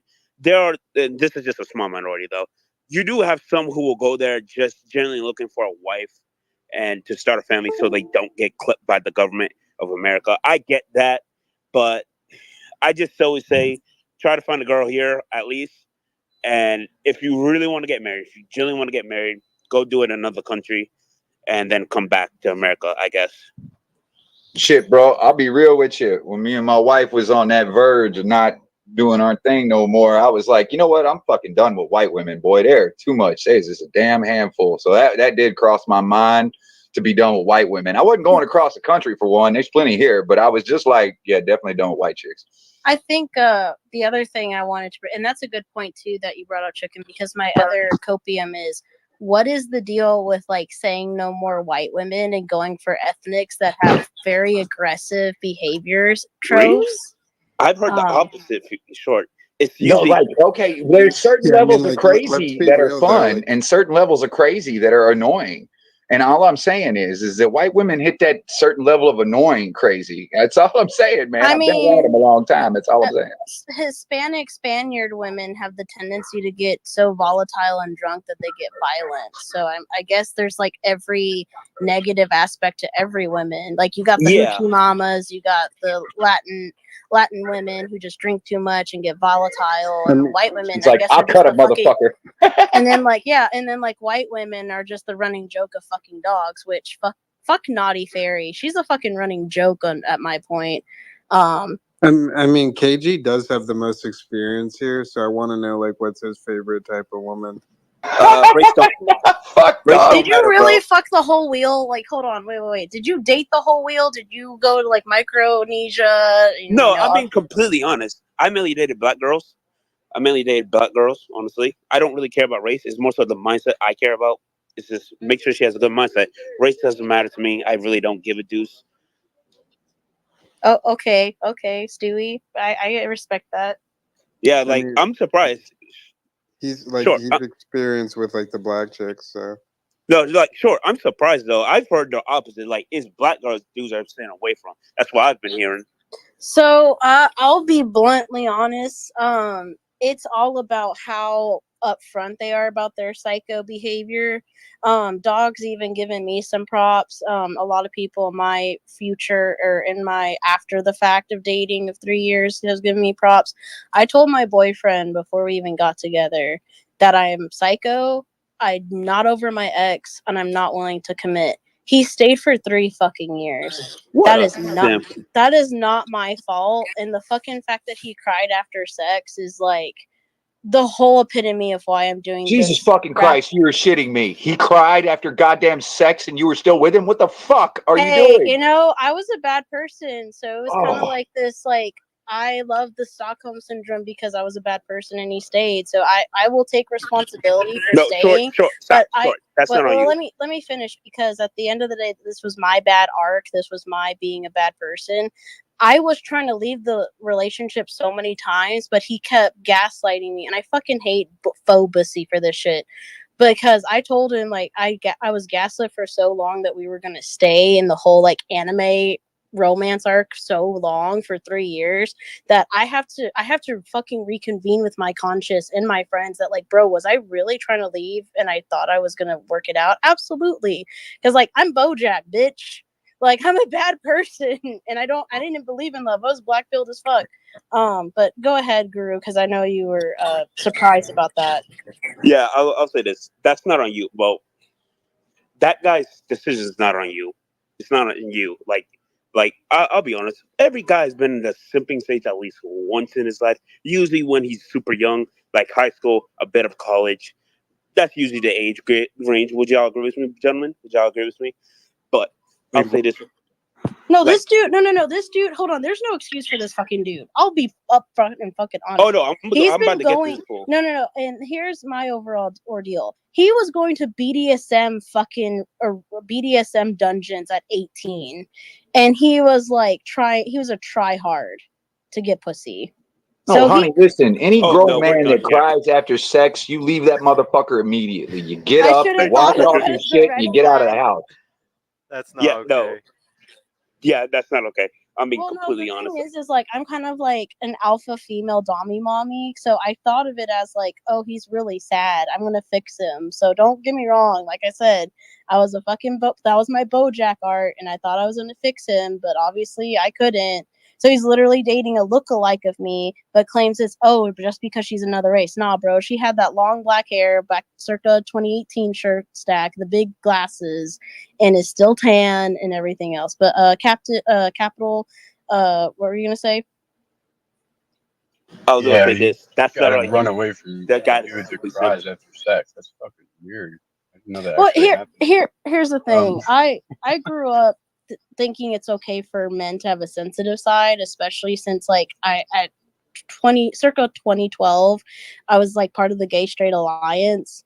And I was like, hey, yeah, men can have emotions. They can cry, boo hoo hoo. And when it became a point where 5 guys have turned gay on me, and have committed homosexual acts, I said, fuck this shit, I'm out. I don't date bi men. That's bi men. That's my criteria. I can't do it. It's a psyche of overall. And it's also like, bro, you have options. Just like, dude, like I think the trope that also makes me kind of like know that double standards and gender equality are just so opposite, because gender equality is kind of like Santa, it won't fucking exist. And then the whole double standard of it's okay for the oh shit, I was just gonna say the point, but overall it's just I crazy. mean, no, I know that there's having a sensitive side, and there's crying after sex. But no, Serge, I was gonna ask you, like, have you ever pulled someone out of the black pill before? Because every time I hear those people talk, I just want to tell them, what they should do because of their black pill. Okay, so But you don't want to waste your time here. Hold on, short stack. yeah. Yeah, you don't want to waste your time, and I would say most of the time you are wasting your time. I think it's worth it to try, because you might. It's all about like how much resistance you get, or like how much they actually try to do one of the things you say. Like sometimes I see a black pillar and I'm like, oh, this guy's not going to do anything. but they might surprise you and actually try to take some of your advice and do something with it. So I say try it at first, and if they do anything that you said and they come back and say they got results or something from it, that means that you should probably keep helping them out. But if they Right don't on. get anything from, or if they don't do anything with it, then obviously they don't really care about fixing their life. You can take a horse to water, but you can't make them drink. Yeah, because I can deal with most Yeah, of I those other agree. people, but those people I just want to tell them to help decrease the surplus population they complain so much about. I mean, I was a black pill when I met the dude that I'm happily in love with, so I can't really say overall, you know. And it was kind of like movie magic when I met him, because I literally walked up to him and said "sup neckbeard," and he took a fucking joke. Like, that was the best part. And then the thing that I would have to say is, like, are they worth investing? And you know, I appreciate you kind of compressing the conversation at hand. But for me, when a dude's black pilled, I haven't really had the opportunity for a black pilled dude. Desperate and simpy, sure. My arc in this whole part of my Taylor Swifting in my life is mostly I had to deal with a lot of bi dudes using me as the diving board for their gayhood, or for their homosexual pool. So that's my arc, really. I'll say this real quick before I gotta go. To anybody, because I have been there dealing with somebody who was either black pilled or who's not okay mentally or emotionally. As Sergio said, you try once, and if they're not taking it, don't waste your time at all. Just Yeah, move yeah. on. Whenever, like, I know honestly, you want the KG, best you for do them, have the most but experience sometimes you in gotta do here, what's so best for you trust and me. put yourself ahead of other people that aren't. Yeah, KG is 100% right. Okay, guys, Nafi is unblocked. If he wants to come in and go toe to toe with the right side, I'm all up for it. I mean, hopefully this is not like derailing Sergio's YouTube. Fight. Live stream. Come on. Bro, I was actually in his space trying to be nice to support, and he actually ended the space. Yeah, I'm DMing him now, so we'll see if I can get him to join. I gotta go though, but I'm trying to Wait, see if I right can side, you're set it up for beefing with another Nappy? night though. But Like, how'd that No, happen? I barely know.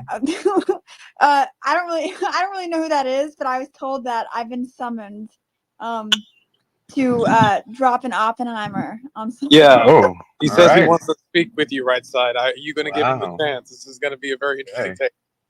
Honestly, dude, I don't think right side can compete with Nafi, dude. Like, Nafi's on a whole Yeah. other level than we could ever imagine. Nafi's got that godlike riz. You better watch out. Listen, y'all forget that I hung out with the Radpins for Hey like man, 6 that's still months. about boy No. See, right side. You're failing to realize that this is not just your ordinary rat fem. This is not your red pillar. This is nothing like that. This is a whole new type of human being. Okay, he's got. He really is, like, short sack here on the take. He's trying to recreate Gen Z, or the Z pill, as black pill, and it's like, bro, don't change the narrative. Like, there's already the term. You can't change it. So what's the best? I was going to ask him how I was going to join his Right space. side, What remember Should was I when just that? like like back in the day? Just do that first. fact barrage him, or does he respond best to like cutting insults? No, so I'm either or. He honestly does whatever. He'll try to parrot what you say. So just giving you a little heads up. Like, if he'll say, I think all women are just whores, and you're like, no, there's actually statistics that show that women are not whores. He'll be like, okay, I agree with you. I love women. But then he'll go right back and say the same thing again, just in another way. From girl to girl, if I can play that card, if you don't mind, right side. He's kind of like My pronouns are actually they them. Okay. They actually have a bad tendency to say objectify women, and then they're a virgin, so they have no experience in the objectifying part. And then he uses his family as part of the narrative of his back sourcing and how to treat women. So it's kind of that kind of person you're taking. Right, so I'd also give you a little sprinkle of taste of this, right? So, for instance, he says that women are very sophisticated, which to him means difficult. And Dehumanize him, right side. Dehumanize him. Yeah, fillet him, right side. Interesting. So what's his argument? So Like his what? argument. So his argument is that he doesn't. Men should not strive for a relationship at all. That instead, men should strive for MSP, which is money, sex, and power. That women are not going to like you unless you have money, and you have to keep women around by giving them sex. But then you have to dominate them and assert your power. Yeah. Well, Yeah, I don't know about that one. I'll talk has he about that figured one. out I'll that actually you have to talk about actually it. get good at the making money part first?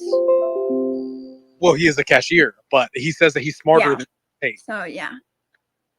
Laughable. this is what I'm saying. This is like a whole nother. He's on a whole nother plane. We're on Earth, and he's in quantum. He's on the moon. I have no clue. Val, I sent you something in the text message. Hopefully, Was he on Dog like can. the Yeah, I rocks don't. method, or I was don't it the see him in. Scarface method? I don't know. Dude, which one. KG, bro, do me a favor, man. Message Nafi. Say Val has Wait, a, everyone tag him. You're a bitch if you on show. that too. Well, he'll probably respond No, the same for both. I'll add him and be like, "Hey, Dog invited you. Where you at?" I'll be the neutral party. I don't want Nah, we definitely want him here. I already All right, try messaged. that I already first. messaged him, and he always responds to me instantly, and he hasn't looked at my message. He's so- definitely a simp for Spurgio. I know that. He's Yeah, probably he's actually doing busy right Sergio. now or like asleep if he's not on. So he'll look at it soon if he's awake. We're gonna be here for a bit. Either way, Right side, I gotta ask you or any other girls. I want to know what other girls, other than because Short Stack brought up some stuff. Does any or even some guys, anybody who wants to bring up a cope that you think men have, or even a cope that women have? Is there a cope that women are saying today? Because I'm gonna make a cope list for 10 things that women cope about of why dating is so hard. So The fucking strong, independent woman bullshit like triggers the fuck out of me because I'm a because strong I think it's woman. it's kind of like the Now, like talking Sergio, about don't IQ. even worry Like about this if you scope. hear The someone third talking cope. about their KJ, do you hear Right IQ, Side you're talking? probably like mediocre as fuck. No, I Same don't. thing with talking about Right like, Side, oh, I'm I'm a gonna bring him strong, back up. independent bitch. That's like immediately no. So just the boss babe thing. Is that what you said? KG was trying to talk at the same time. KG, if you can't hear right side, drop and come back because we can all hear her, and whoever's the one that can't hear the person, like if we all hear right side, you have to drop and come back, man. Y'all help me build my list for the next one. What's another cope that women have? I got strong, independent women as one. What's another one? Mine is Fuck you. You have a small dick, anyways. that's pretty cringe. Using someone's PP size is so dumb. Mine is I have a right to my abortion. The law has nothing to jurisdict my body, but it's like dudes get drafted and it's the law if they get drafted. So I hate when it's that arc. And I like using that whole drafting because the law's telling men to get drafted versus like women getting abortions. I want to know a dating cope though, just because like I don't know if you saw my video that I'm doing Short Stack, but we did like dating copes that guys had. So what's a dating cope that women have other than I'm a bossed woman? Height. Oh yeah, he's not tall enough. He's not. That's a good one actually. For all my short kings, you need love too, man. Yeah, Fuck he's the not agenda. tall enough. Or I can't wear my heels with him. What's another cope that girls say of why dating's He's bad not. today? Or He's not all guys. confident enough. All guys are narcissistic. That's a big one we hear all the time. He's not my horoscope. They are narcissistic. Okay, what's another one, ladies? He's not my horoscope. Forever love. Oh, he's not my horoscope. That is a good one. That is so sexist. Oh my god. Oh, Louisa. Hey, How's it going? nothing much. I'm here. Nice. She's back from suspension. I will say bad hygiene is a valid reason for dumping someone. Yeah, that one's we're not going to put that as a cope. That's a real one. no. Or no, actually, smell is a really big deal if you even want to stay with somebody. Sometimes based off. I love me some neck beard musk. Disgusting. I think I will say I think smells worse on women than it is on dudes because dudes tend to sweat more, and like I don't know, it's worse when women smell. No. I love that video where the bitch was called out for not wearing underwear and she was like fucking SeaWorld stanking on a subway. That shit was great. And it was like some pencil bodied like white chick, so it was even more funny. Do y'all think that races pair up with each other because they like each other's smells more? I think it's more cultural and proximity. 'Cause I think white women smell like onions. That's Korean because they eat I garlic. don't know. Because I'm not like the hugest fan of white women. Well, the question is, do they eat a lot of onions I'm though? not 'Cause opposed your to that. diet does I'm not pertain like to your opposed family. to racist. Really, I thought white women smelled more lemony than anything. What's some more copes for the ladies? He doesn't make enough is a I pretty smell good one like because most women are Old Spice. You I use don't think making enough is like part of the problem because women like to pull that card like, oh, if he doesn't make enough, I'll But you'll be with a compensate. guy who's broke if you're really down Oh, for I him. would totally expect you to smell like Old Spice. I mean, you can also say he's not serious or he's not in it for the real relationship. Or like, oh, all these guys want situationships, but that would mean that she's Yeah. jumping on the cock carousel and she's just Chad chasing. Mm. What the heck is the cock carousel? The one that I Never could think heard of of is like that. women that are in their 30s and they're like, I'm chasing my career and then I'll settle down. And Yeah, have that a was the family." first one we put on Boss Babe Energy. Oh, that's okay. Then, Yeah, okay. that was the first one we did. Isn't like the whole And their like career don't- is like Is that co- associate HR professional. I think the whole like don't judge me by my age and my fertility is a good one. Yeah. Oh, I think one is like, wait, my bad if I like missed it, but like women saying that men shouldn't date younger women or older men shouldn't date younger women. Yeah, so I did all the guys my age suck because I have heard that before, and I usually have to tell them, well, why don't you date a guy 5 or 10 years older than you, like just a little bit older, just try it out. I think the whole Ew, I can old regain men are my beauty at cougar stage is pretty fucking funny. I mean, none of y'all are Mrs. Oh yeah, Miyagi, yeah. but- Like it doesn't matter. Like I can put it or the wall or like the whole wall thing. Like I can put it off. It's not a big deal. I have time. I guess that's the ultimate cope. I have time. Yeah, I have time. Yeah, I mean, not What about, to like, feel I'm working like. on Can I me actually right be on that podcast? Because that would be dope. Because I want to hear some like pretty cringe takes. I mean, I'm gonna do it just probably next week. I have another top 10 list that I was gonna do tonight, but I'll do it another week. But it's common myths told to men that are absolutely not true. We're gonna go over really fun ones like love and Oh, that sounds good. yeah, online Dude, dating, like to chase the woman, all types of stuff. It's gonna be fun. Sergio, I have a quote. What? The bad boy quote. What bad boy quote? He's boring. He's Quote. He's boring. Oh yeah, that is a good one. They Yeah. say he's boring, but So why do good girls like bad guys? I mean, oh fuck, I forgot. No bad guys. so Tell they men can name lies. one of Phil. I love that. I love DMX. 5, 6, 7, 8. I got Rest in 8. I peace. need 2 more. Too high of a body count for the guy side. Yeah, that is kind of a I Oh don't yeah, know. I've refused to date guys who had like body counts in the 40s and 50s. Yeah, I don't because know I- if that's a code because I understand if a girl wants that. Like I I can mean, understand that. not really. I can get that. Well, I mean, okay, I guess different angle you could work it as like, does he look like a play? Like, how? Why do you avoid the players? Does that make sense? Just don't ask. The don't born again tell. version.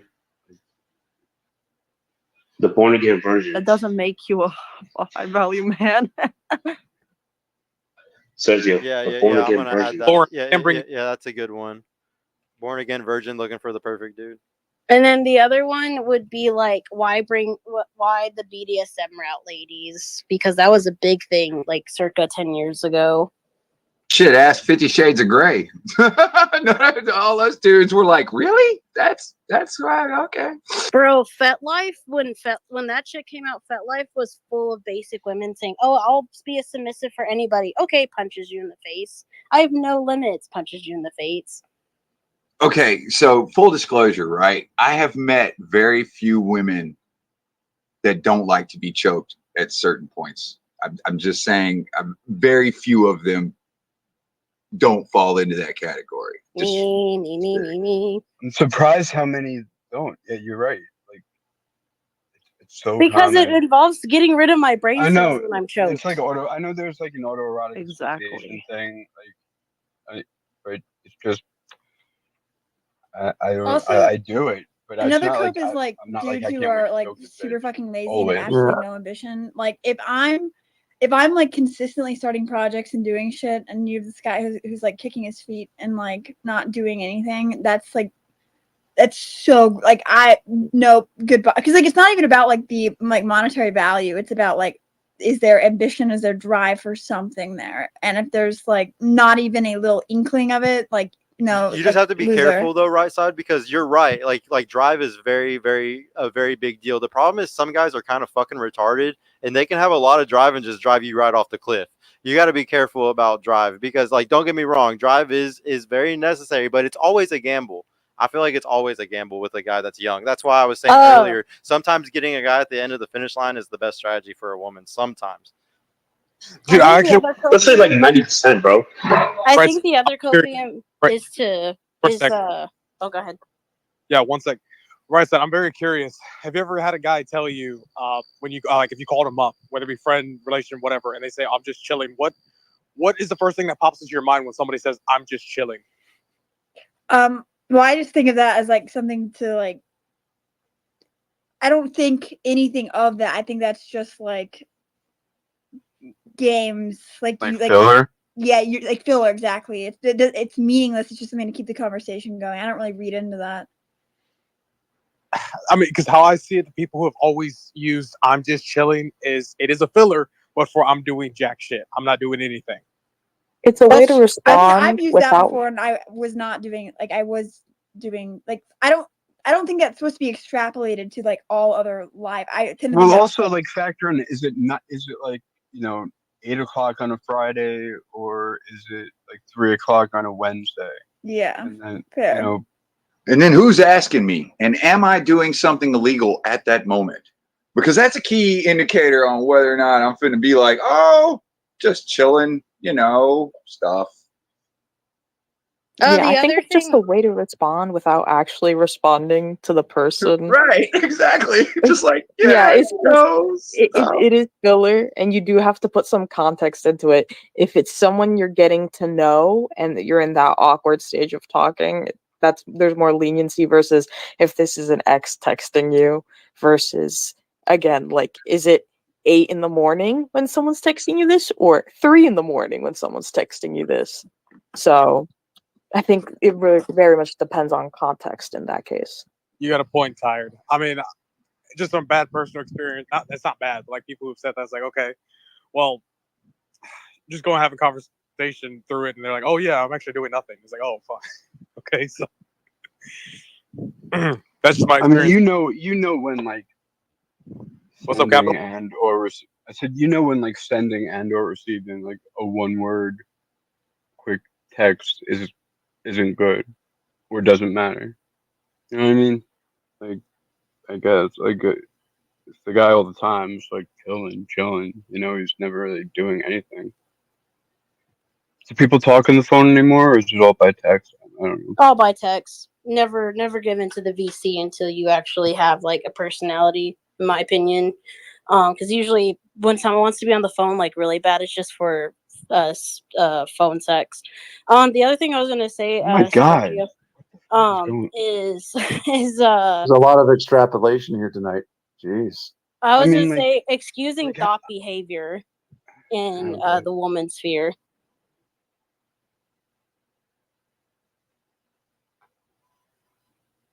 Also, big one for me is not coming up with for example, I like to start a lot of projects. Like I'm doing a lot of like shit, like air quote side hustles. Oh, And I'm so if always I'm the busy. only I'm always busy. well, if I'm the only one coming up with ideas and I'm having to like, it feels like there's a sidekick, then that's a huge turn off. Yeah. Now, I don't think that necessarily goes both ways. To be honest, like I think like if your girl makes a good sidekick, that's good. The other thing you can look at is Like an is assistant? he the No, not like an assistant, Well, but KG. that's what I'm the talking about. golden What though? retriever Like boy they're is what I would constantly call looking it. like for like there's no independent like hobbies or interests. They're like constantly looking to you for direction. Like, oh, what should I do now? What should I do now? Like it's fucking annoying as shit. I would call it the golden retriever boy because they're just like looking up to you for guidance and they're just like stupidly eyeballing you for all that. I've seen that a lot. Now I gotta say, these little kid dudes, these fucking little guys, they're scared as fuck. You know, I hear them talking about consent over everything, right? Like I couldn't imagine in the '90s trying to be in that moment where you're fixing to lean in and kiss a girl, and then all of a sudden be like, oh, is this okay? Like, can I unhook your bra? Like, can I touch your leg? Like, holy fuck, are you kidding me? That's like horrifying. I don't even imagine that shit. So I mean, I feel these guys are fucking. My That's recent because that's how they're experience. teaching. That's how they're teaching sex ed, and they're like, and like your freshman year college, we had to do this. So it's like mandatory. You watch a stupid video. It's called like the teacup video, where you have to ask permission for like each thing you do. It's so fucking brain dead. That sounds pretty funny. I've never to me. done that in my Jesus life. Christ. I think it's even more stupid when you date in nowadays when they ask about your pronouns. I hate that shit. Because Dude, don't date a fucking dude asking about your pronouns. He's a girl. Fire And him then right I've away. had, so the dudes that ask for my pronouns unironically want me to cuck them. So that's the funny part. So I think it kind of correlates, you know? I mean, hey, like I said, I was the dive board for bi dudes to finally go in the gay route or the homo route. Sorry, I like using homo because gay can be altered as happy, which is what Audrey Hepburn used as. So I just like saying homo because it's like homosexuality, duh. This is a safe, unsafe space. You're good. Somebody give that boy permission. Truth, go ahead and speak. Somebody give the truth permission to speak. I don't know what sex it is. Let her speak. Let her speak. No, that's just a quick question. I just wanted to know what age group you guys in. 24. I'm old as fuck. You say you're 24, chicken? No, honey, I'm old as fuck. I'm 45. And Vale? 24. And I know Wright is 24. In short? Yeah, I'm gonna be that dirty 30 because I don't give a shit no more. Okay. All right. Thank you. 30 ain't bad, honey. That's not terrible. You're all Everyone right. keeps telling me that, but whenever this dude like told me he cried when he turned 30, that's only because he had like 4 kids. So everyone keeps telling me, "Oh, this is your arc. This is your freedom." I'm like, bruh, I just want to fucking survive. Can we Listen, not make? I'm not gonna lie to you. About 38, 39. Those times suck because 40's right around the corner, and I don't know what it is about 40. Seems to be something when you get right around 40, you got like half your life out, and you kind of like start reassessing some shit. That's why people have midlife crises. Don't Is worry that about why my 30. roommate's lashing out because he was 40 like 2 years ago? Yeah, especially because he's your roommate, so that means he hasn't done it well enough in life to actually be very happy about himself. So he probably beats himself up quite a bit and reflects on those things. Hey, I'm 24 and I feel like I'm having a midlife crisis. So, Honey, you feel that way because of all the tests you had to take. Midlife crisis didn't hit me until I was 25. I'm 25 right now. Oof. Like, Damn, you're going through it right now? My Yeah, like midlife right now. right now, yeah, because I realized I've been 10 years out of college. I've literally went to my high school reunion. Pretty much my quote unquote fertility, of course, to red pillars. My fertility is in question now of being good or not. Yeah, like I've hit the wall too. I'm 25, you know? Yeah, I mean, No, you're fine, baby. I mean, I would never say I fucking hit the wall because as women, we have more opportunities to be with someone we love than like dudes do. Dudes hit the wall 100% faster than us. No, But- we're already at the wall. Actually, that's actually definitely. Hold on, slow down there, honey. Pump the brakes. Such a stupid timeline. Definitely not true. Guys actually start doing their best around 40. Like that's when guys typically are not at your their best. sperm.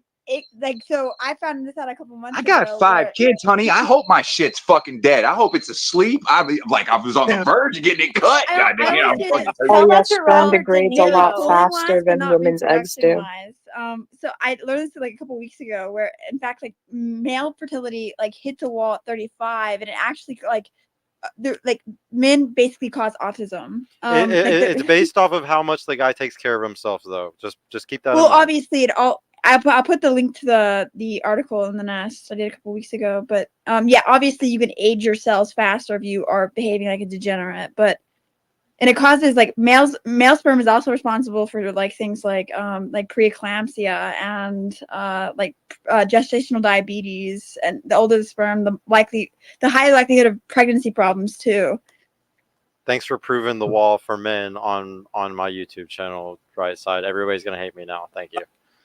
I'm here for the facts. Hey.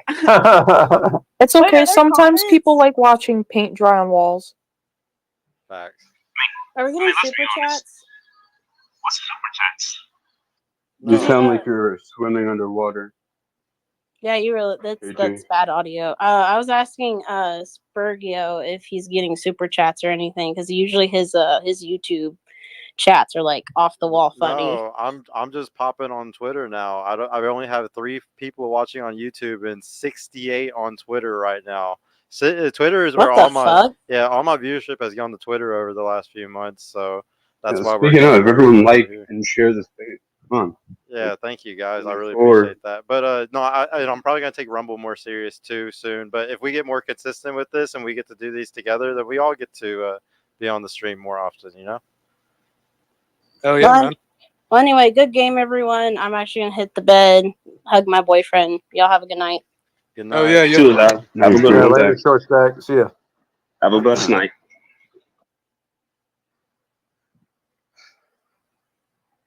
But if anybody's curious, I put the studies in the Nest. Oh, nice. Thank you. Since she wants to sit there and make guys look bad, I'm gonna make us look good, because I have to stand up for the boys. Hey, I'm an equal opportunity hater. I don't discriminate. Hey, and you're taking that straight out of my mouth, and that really bothers me that somebody else just said something I always say. Can we gene edit any of these issues away? Can we do what? Like gene edit, like just. Yeah, Whoever said bless you, thank you. Put the Christ back in fucking Easter. Damn right. Oh, I forgot. Truth's got her hand up, Bill. What? Truth has her hand up. Truth, you don't have to put your hand just speak. Go ahead, Truth. What's up? Just waiting for you to finish. Due to my experience, I think a man in his 40s is when he hits his prime for many reasons. He looks better. If he's healthy, of course. Just a regular dude, he does look better. And I'm coming from I'm an older woman than most girls here. You're still babies. But you will understand why a man in his 40s is in his prime when you get to a certain point in your life. He is more situated. He knows who he is. He's not out there fucking around anymore. Not as much as before. He knows what he wants. He's been there, done that. So he's ready. He's ready to, he knows where he's going the majority of the time I've come across. Younger men, you're young. Just do what you need to do and discover who you are, because you're going to have a lifetime of responsibility. I don't think a man should be getting married young at all. I think he needs to explore and become, and then get, tangled up with a mess. That's my opinion. And also get sexually transmitted diseases. Women do that more now. You guys have been sleeping around like fucking dogs, so that's not a thing. No, that is not true. Major W for Where Truth. where in the city are you from? Truth. Are you from? I'm in Harlem, New York City. Harlem? Okay. Yeah. Yeah. No, I'm from Brooklyn originally. Trying to pick the borough. Mm-hmm. But yeah, that about sexually transmitted disease. I mean, again, the younger generation now is very promiscuous, in my opinion, when it comes to women. That's true. But women have more at risk, so I think women should be more careful sleeping around. It's not a flex. It's not a flex. Be careful who you track, because you never know. There's a guy out there that have a sexually transmitted disease. I would never be with a man with a high body count or be in his 40s. As a 21-year-old, fuck 40-year-old men. Well, that's fine. Okay.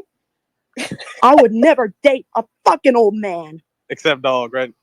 Jesus. Yeah, don't worry, honey. Many 20-year-olds are fucking 40-year-olds. So yeah, Yeah, I was about to say, 40-year-olds is probably about right. I mean, I'm just saying, as a guy who was single for a hair's bit of time this last year, I had so many chicks hitting on me that were between the ages of 27 and like 34. I didn't even know what to do with that shit. Matter of fact, the first time I got hit on by somebody under 30, I thought I was doing something wrong. So I was like, what the fuck is going on? So, honey, you might feel that way. That's great. That's cool. But there are so many that don't. It's fantastic. Chicken, because she's very young too. She said it. Louisa, it's fine where you are right now. It's okay. Your taste in men will change. She might be trolling though. I don't know if she. I'm not even trolling. I'm being dead ass genuine. Okay. Oh, but you're 100% right. It will change. You're right. It will change. Nope. Nope. I have principles and morals and standards. Hey, Truth, honey, to co-sign what you were saying, I put something up in the nest that literally says exactly what you just said, and it covers the percent rate. These youngins, yeah, they got some shit Ajax won't take off, sadly. I mean, it's a different generation. I think me growing up back in the days, we were shamed when women acted a certain type of way in society. Today is celebrated, and it's not for their benefit. And I hear a lot of, and it's not their fault. I don't think it is their fault. I think is Who said you were going to change your mind? what happened. Someone said you were going to change your mind over time. Who was that? Oh, that was me. That was me. I said Yes, that. you should shut the fuck up when it comes to giving advice to men or women. You don't know what the fuck you're talking about. Shut the fuck up and let her speak. Shut the fuck. Stop acting like a moron. Stop giving us reasons to pick on you. I don't want to pick on you. Stop speaking for all So why are you men. talking, And dumb cat? anybody here, who the fuck here thank you, dumb is cat. here to listen to your advice? Who Chad, of us Chad, needs your slow advice, down, KG? bro. Slow down, bro. You remember he's our buddy. Jesus dude. fucking I Christ. know, No, it's all day. but It's he's been our all day, buddy, bro. dude. I know, but he's our buddy. Just Jesus fucking Christ. I appreciate it. Nobody's here to Day. listen to your I feel advice. like Nobody. we all felt like it at some point, and he just released all of it at once. You know. no, Like a I Batman. hear you, but we are a really good group of folks, and I don't Yeah, want I to see think that. and I think KG can take that constructive criticism. I think he's tough enough. Okay. He takes it Fair on. enough. People don't get punched in the face anymore. Either way, I blame white people. That's how the fuck I'm going to end that one. I'm just going to call it that. Yeah, and white women specifically. Dude, I've tried to be nice for months, and that never worked. So now it went to shaming, and now it's just raging on him whenever he's stupid. So it's been a wild journey so far, and we're just getting to the good part. We just started. Duncan, how am I wrong if I said it's probably going to change, most likely? Because you don't know what the fuck you're talking about. It doesn't matter if you're right or wrong in her point of view. The fact that you're giving advice to any of us at all is complete and utterly delusional. None of us here need your advice. You have no experience. Dude, KG, we just don't If want you I to was a come out veteran being from cocky. war, it's like you're telling me as a veteran of war what it's like to be at war as a civilian. It's cool, though. We just don't want KG to end up like Nafi. That's it, bro. We care about you. Good point. I know. I care too. Otherwise, I wouldn't say nothing. I just don't want you to end up like Nafi.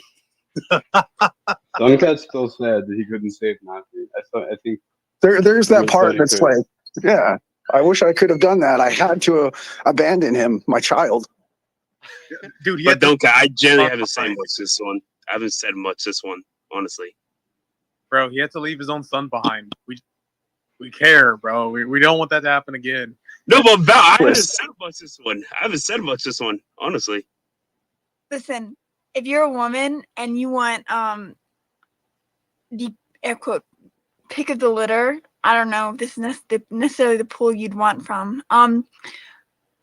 Go back to college and major in computer science or engineering, if you can deal with the smell. So you say that, but there's this girl who follows me on Twitter, and like she like is really like crazy about dating those type of guys and stuff because that's what she went to school for. And like she always brags about these guys that make so much money that she was with in the past, and I'm always like, so where are they now? But like she makes it a big deal, like you're right, like those are the best guys to date, but like she's single, like she doesn't have a guy to date. So I feel like it's actually not as good as she thinks it is.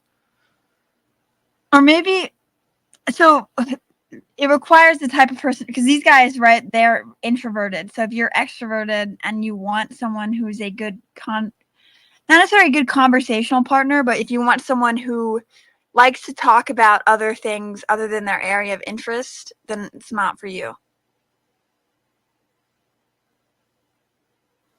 Sounds fair. I don't know. Okay, I I think want like to take a engineering type second. personalities tend to be like relatively like hyper obsessive and like, almost like niche. Well, I might be projecting because that's my personality. Like once I get locked on a like topic or an area of interest, I'm on it for months or years, and then that's like all I want to talk about. Well, that's Okay, that's a timeline good way to cleanse. be. There's nothing wrong with that. No, timeline Yeah, I'm cleanse. similar. Check out the nest and look at that adorable fucking puppy, and it's like tongue is hanging. I'm so tempted to wash over and touch the tongue to make it stick it back in its mouth, just because it's like, you know how you fuck with I dogs. love when they sleep like that. Fucking adorable, dude. Oh my god.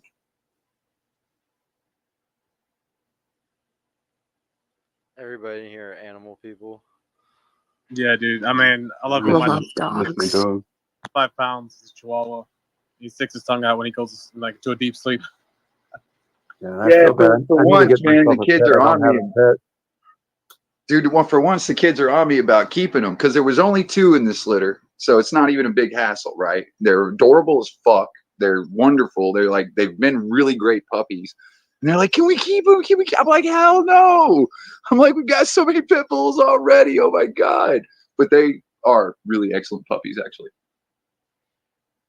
They're just so cuddly, man. They're like little kids, literally. I always say that like pit bulls, they're like so like considered so evil and so bad because they're so emotional, and that emotion can go left or right. Like it can go dark or light. And like if you have like a really good pit bull, you'll never have another dog that I think is like as loving and like affectionate and like I don't know, just is kind of human like. They're like so fucking emotional. It's weird. No, I totally get that, dude. Like I got I agree. my best friend Rocco. That's my best boy. You know what I'm saying? Me and him are ride or die types. Like when I come home, dude, he'll spin in circles. He'll be so excited. He's just so happy to see me. It's like he just shows you so much love and loyalty. Fuck, I kill somebody over that dog. They hurt that dog, I'll fucking put him down. You know what I mean? It's like that kind of inspiration on love.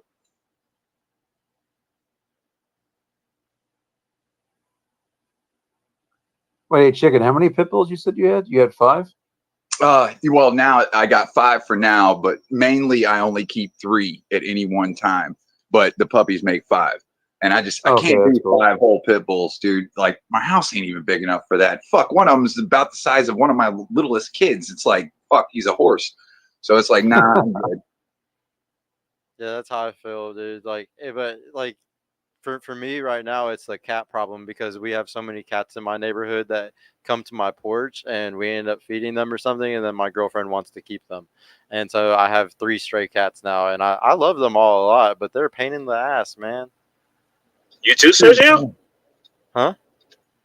No, you dealing with the cat problem too? Like, but you leave out food and a bunch of cats just keep coming back to your Yeah, I just have like a yard. I have a neighborhood where there's a ton of stray cats, and they come. I have like a front porch where they like to come to, and my girlfriend wants to take care of every animal that comes to our porch. Yeah, I have one called Cherry. We just called her Cherry, and she loves to come around and Shit, Serge, just wait till the kid gets old enough. Then it's going to be even worse. Then they're going to look at you and be like, Daddy. And they'll give you them fucking eyes, and you're like, oh my God, fine. What do Just y'all kidding. think about like Ashton Kutcher's whole thing where like he like bought like a whole farm just so he could have a bunch of like stray animals? If any of y'all became super rich, would one of y'all's things be, to have a bunch of animals, or none of y'all really like that? Oh, yeah, no, dude, I'd have a fucking farm. Are you kidding me? I'd have fucking goats and horses and like, I don't know, 40 more chickens. I don't know. I'd have a ton Yeah, of animals. dude, I would have like a massive Yeah, farm, in a second. massive. A huge dog rescue. Oh, yeah, dude, that would be dope. Just to be real with you, that would be amazing. End Too up bad. Yeah, saying, but that's you how should get like like. oh, but no, I was gonna say that's how like you end up having like you end up starting charities, and then like once you have a charity, you end up getting some crazy. You'll end up like helping animals in some way, whether that's like making like a bird sanctuary at your house, or just some type of sanctuary for certain types of animals that need to be helped or saved in the area. And because it's just worth it at that point to do that, or even for dog adoptions and stuff like that. So it ends up being like a whole hobby. Like maybe if you own businesses or something like that where you can buy that property in that house, you should always have some type of charity work you do. And I think animals is the thing that I would end up doing if I was doing charity work. Well, dude, you guys know I post nature pics, animal pics. I fucking love it. I love animals and nature far more than I value many people I meet.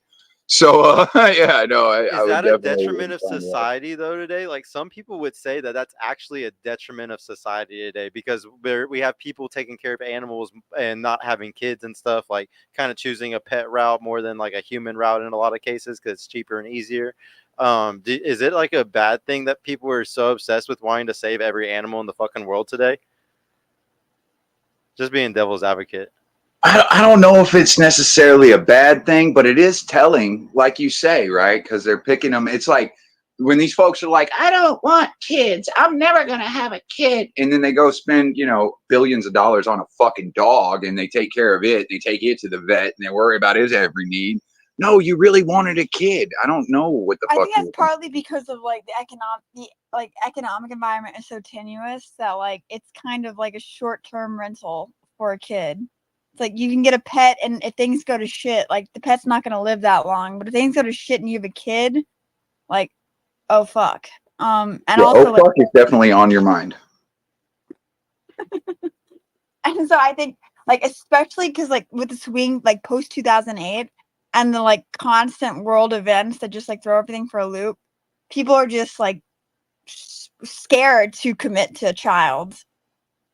Well, they've been sold a bill of goods too. Everybody's like, oh, you got to have all your ducks in a row. Oh, you better be just right. Oh, you better have everything this and that. Yeah, you exactly. You are told that. Like anybody No, who but doesn't listen, is an honey. irresponsible welfare queen. What I don't get, listen, like, honey, what's you the will need never. to, like, Go ahead, Jay. prescribe everything on the internet? Like, that's fine. All that shit's fine. But like I'm no, if I'm gonna use KG as an example, but like to get on the internet and like make prescriptions based on all that shit you just said, which means like they shouldn't be making. I'm not trying to make just. It's okay. Like is that like just trying to like fix yourself through other people? You think? Dude, I'll tell you what, man. I kind of feel bad, KG. So we're this month, later on this month, we're gonna be doing another dating simulator, bro. I'll make sure you get 5 minutes with Fila. You're gonna rizz her out the park, bro. I got you, man. No disturbances, no cutting in, just you and her, bro. You know what? I might just open a space specifically for you too, bro, because this is just too much. God damn, gotta make it difficult for me. Putting a lot of pressure on him, Bill. No, because dude.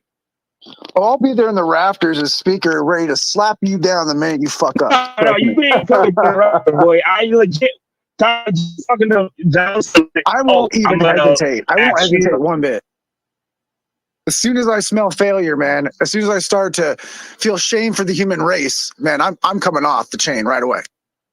Bro, I wish Dumbcat was like that on me, man. Like when I fuck up, it's like, oh shit, Dumbcat, roast me, bro.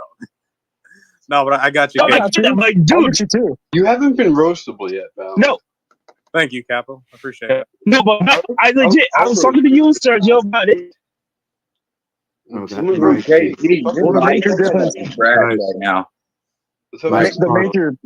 The major difference between Vale and I would say KG is that Vale's not out there giving prescriptions here from other guys as his own like statements. I don't give prescriptions, bro. Yes, you fucking do. You just said earlier in this fucking space. In this space earlier, you said I think all you guys can agree with me on this one. On what? I don't. Yes, maybe agree. Is KG's mic weird or is that just me? No, KG. Yeah, no, he's cutting out. I don't know why. I took it off the Bluetooth, bro. But yeah, don't cat, bro. I was legit trying to go with Fila, bro. I was trying to gain experience. Now you. Dude, practice right now on tire. Don't you even No, I'm not gonna practice my tire, bro. Don't you blame me for your bullshit. Don't you ever blame me for your failure. No, don't get. I'm dead serious. Val, confirm. Was I Dude. not gonna talk to Fila? He did say he was talking. Okay, dude, fine. Talk to right side, man. You're right there. Wait a minute. Practice. No, it's too late, bro. I don't want to, man. No, I don't want to. Wait, where I the don't fuck want did Fila go? Did she leave? Oh, she did leave. What? Yeah, you guys- she left, bro. Dude, Wait, did you talk? bro, I swear she'll forget about it like in 2 days, bro. Yeah, It's I'm gonna also wait. I'm gonna almost have the to wait. middle of the I night don't for like us. waiting. Like if I see a girl, I'll talk to her. Wait, KG, did you talk to her at all, like in DMs or anything, or what? Oh, Did you slide? I don't know if he did or not. His fucking mic isn't working. Yeah, I think his mic screwed up. Yeah, his shit's fucked up. Well, dumb guy, you're fucking. Oh, that was funny. Jesus Christ. Meow. You can't insult my intelligence half the day Yeah, and then but expect I me to be wouldn't nice freak to out you. about Matilda eliminated his leaving. It riches. is almost the middle of the night, and she does have classes and stuff like that. So, yeah, Oh, okay. don't I freak didn't out know. too bad. Wait, who, Fila? It's not like she's going to Yeah. be interested anyway. Who's Fila? That's the girl that popped up here. And KG, just know that she just went to another guy's house right now. no, Damn, dude. Don't say that about her. He's going to be eating the sandwich you made for her. Who are you guys talking about? Fila. Fila. Fila, that chick that was a virgin that was in here. Bro, Fila. She was in Necro Space earlier today. Dude, Fila, duh.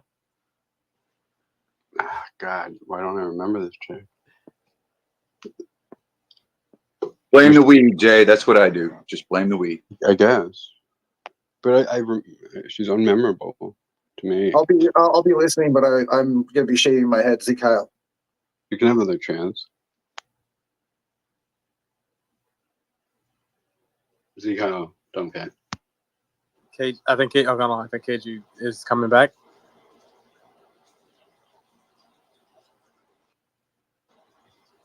We're gonna wait for KG to come back because I think everybody, since we've been talking about copium so much today, I think everybody should we should have a peaceful little powwow. You know, past the past the peace talking pipe around or the talking stick, and say, you know, what we are coping with in our life right now, and be honest. You know, like, what are you coping with right now? What is something that is deep in your soul that you know you're smoking that fucking copium? Don't lie. I'll go first, obviously. What's a copium? You know, coping. You're just like, oh, like this isn't good for me, but I'm still doing it. Even though it's not good. Yeah. So one of my biggest copes is I smoke weed, and I'm always like, oh no, it's not that big of a deal. It's not that bad at all. But we all know it is bad. You shouldn't not be smoking weed, kids. Don't smoke weed. But yeah. Isn't weed like good for headaches or something? I guess so, but I think as long as I've been doing it, I don't think it's healthy. I'll just say that. Maybe everybody else is in the same boat as me. But yeah, somebody else. What's something you're coping with right now? I mean, we all have vice. At the end of the day, you usually cope over a vice. And I would say we all have a vice, like whether that's playing video games too much, eating too much. Wait. You're saying what are we using for copium, not what are we why are we dosing ourselves with because copium? usually you That's a cope different about thing, your right? no, I'm saying no, it's not about what you use for copium for copium. It's about like how are you coping about something, and you always cope about a vice. Like everybody here has, I don't care what anybody says, there's nobody that's perfect. Most of us have something that we're not happy about that we do, and even cigarettes would be a good one. But the vice is a cope. So are we saying like what our cope is, like or are we saying why we think we use that cope? Now I got you. Here you go, Serge. I got you one. All right. I know that I should be doing what I'm very good at, which is selling drugs. I refuse to sell drugs in this new area that I moved to. I have refused to sell drugs the entire time, despite quite a few negotiations with my significant other. And I took a vow not to do such things. Now, my copium is that when my pocket's stressed and I know damn good and well what I can do, I got access to everything I need. Plus, I got a market base. So I cope with myself when we're hurting financially by saying I'm doing the right thing, I'm doing the moral thing, it's good I quit selling drugs, I shouldn't be a part of the problem. Like, those are my copium things when my pocket is screaming at me to do something useful. And I just keep it as legit. I've been legit for 4 years now, and it's very, very difficult at times. That's a really good copium, actually. That was I was really surprised by that one. I understood what you were asking. It's just like, it's hard to say because it's not a physical thing. And it's personal, That's something I have to deal with. Like I argue with myself. I can't even tell you how many times a week it'll come up, and I'm like, man, fuck being good. And it's just like, it's hard, man. It's fucking hard. Because I literally dealt drugs almost my entire adult life, Like, I made good money in Colorado, dude. I was a fucking consultant. I had a name for myself. Like, and when I walked away from that, changed everything. Like, literally everything. Dude, yeah. That was actually a really good one. What's somebody else? Does anybody else have something that you're coping with in life?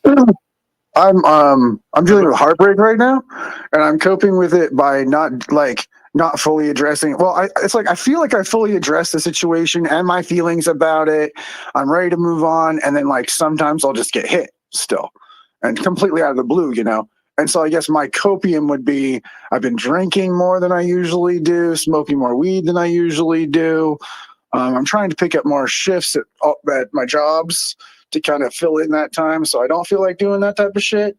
I'm not saying my copium is a healthy way of going about it, and I'm trying to adjust because I don't think it's helping me like move forward. But that's kind of where I'm stuck right now, if that makes sense. So, heartbreak would be like what I'm coping from, and then I'm using unhealthy methods of like copium for it right now. No, that was actually another really good one, bro. And I like that we can all be honest about this stuff because I feel like it feels really good to release.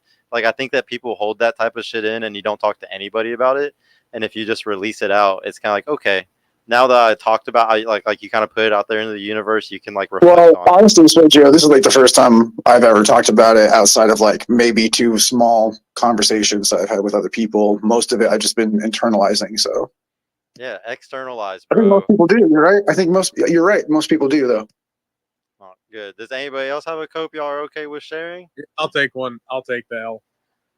Yeah, I think my copium is saying that I'm just gonna keep working instead of actually trying to get into a relationship or just like pushing that off as far as possible. I know eventually, like everyone hits the wall, and if I were to keep going in that route and say, yeah, I'm just gonna keep focusing on money and work, it doesn't end well, and I'm not gonna be. I think I gotta cope. Yeah, basically, I'm losing out on experience. I know what it is. Being online. Lisa, can you hear Val? No, it's not just no. Wait, who said that? Was that All tired right, of just drop down. We'll bring you back up. Okay. Wait, I hear you now. Okay. No, it's not just being. I don't think I have a cope. It's so Louisa, do you hard. want to keep Yeah, interrupting I don't during think a I vulnerable know. moment? Can you go down really quick? You can't hear Vale. I took it down from the speaker. I'll bring it back up. Oh shit! Okay, that's my bad. Wait, we got hands down there. Soren's got his hand up. Well, Val was in the middle of talking about his scope, though. I'm sorry. Yeah, I didn't mean to cut you off, bro. Go for it, man. No, just basically just to end it is like, yeah, dude. I think work and money is like not the most important thing in the world. So that's my cult there.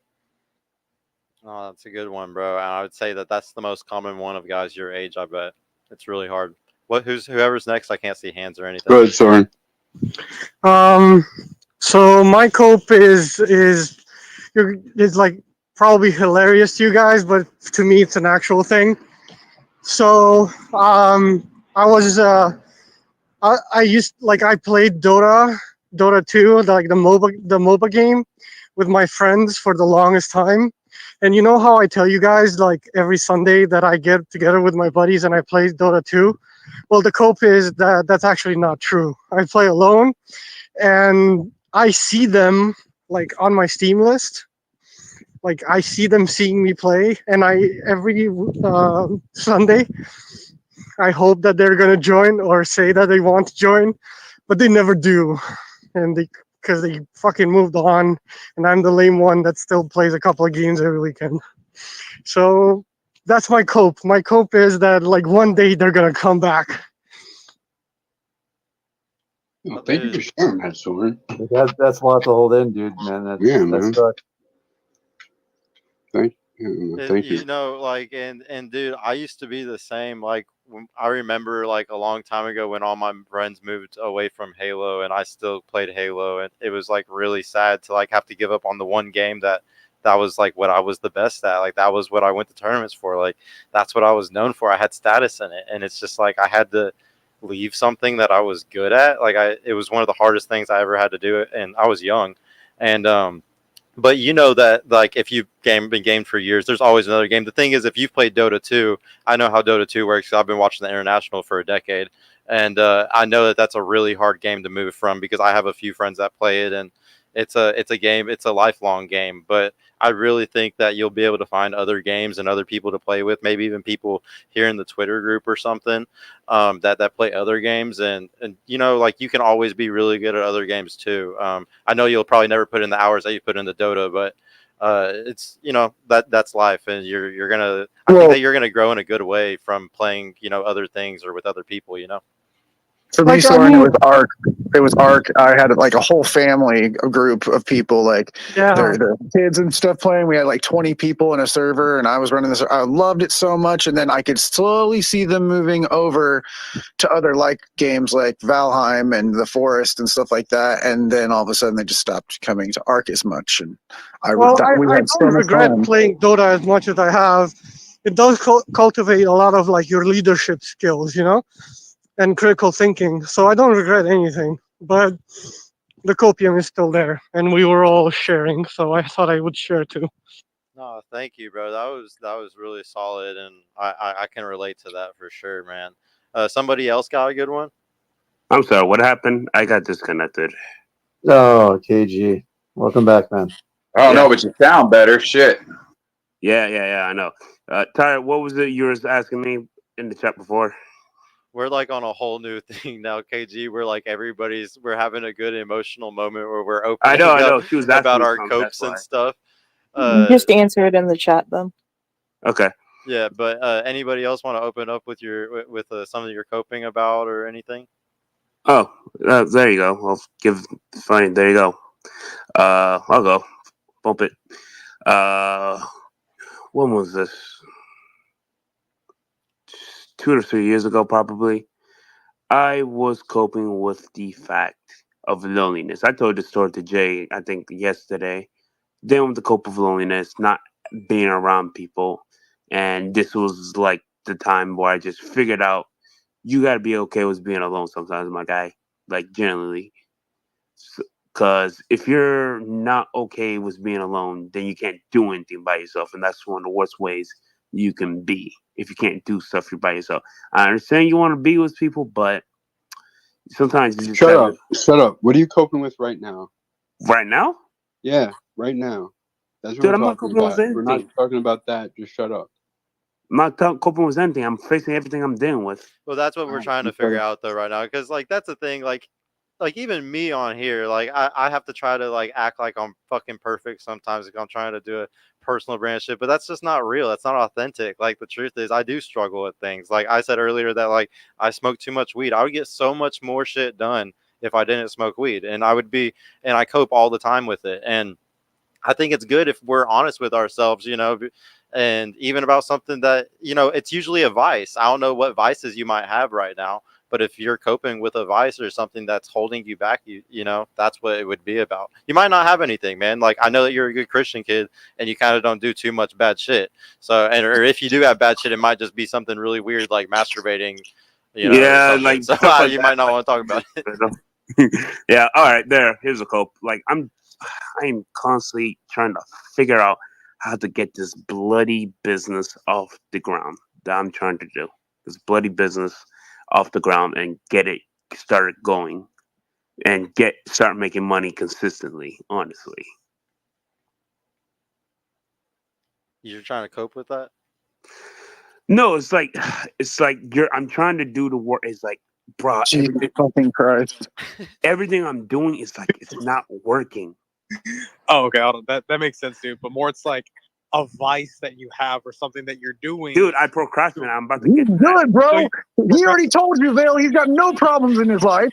No, I No, just no, there deal was with it. some. He's got You're a reference procrastinating. 3 No, years shut up. ago. Shut up, Tomcat. Hold on.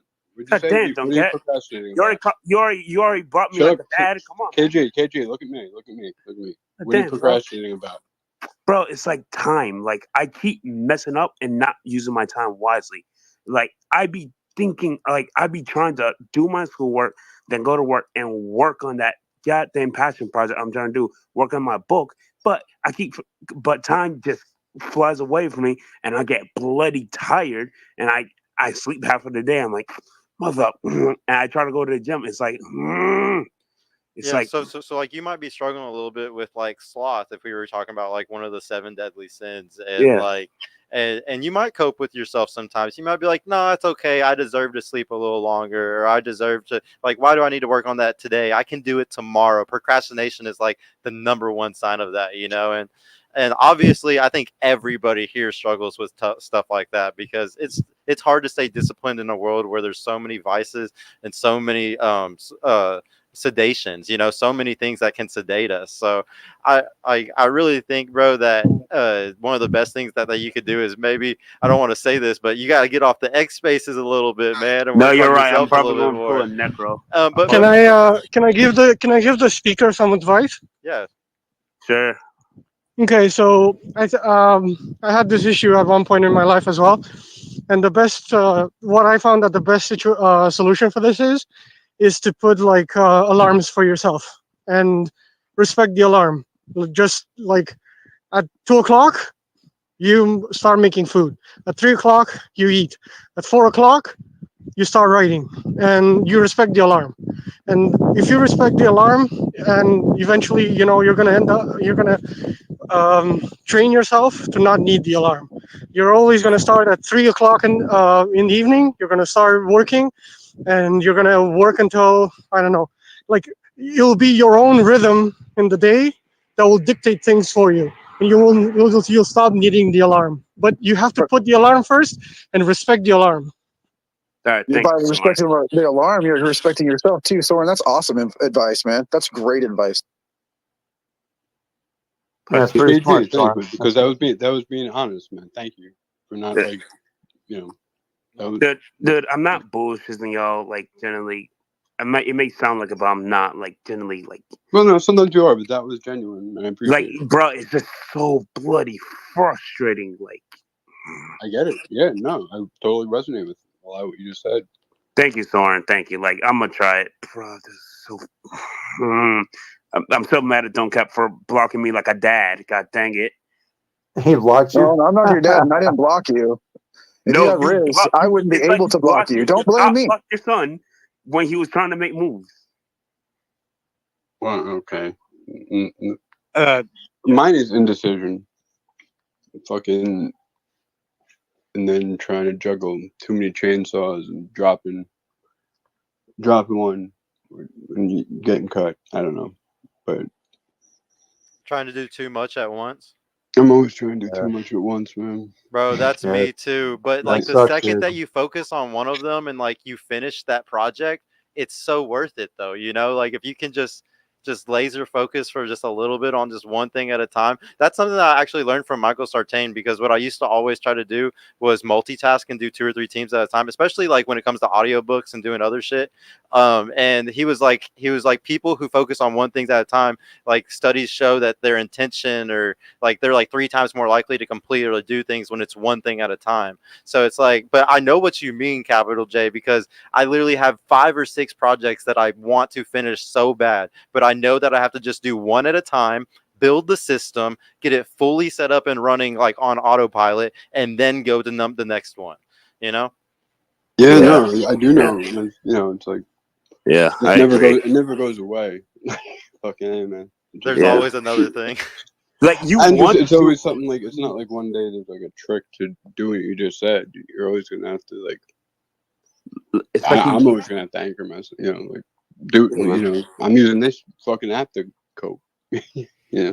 Yeah, that's what X is, man. It's a big cope, dude. I totally feel you, man. Yeah, especially when you have family, you're trying to help them out. It's like, bro, I want to do all these projects. I wish I can just clone myself. Have one do this project, this one does this project. It's like, especially when you bring on your own stress with other people's stress, it will take a toll on you. My gosh. I really like everybody opening up, man. This was like a really awesome for one of my first streams on with everybody. Does anybody else have a good copium? Yeah, I'll go. I guess I'll do my L. Just the biggest cope is just getting stressed out and disappointing people so much. It's leading to me like to drink a lot more than I normally would this past few weeks, man. It's been brutal.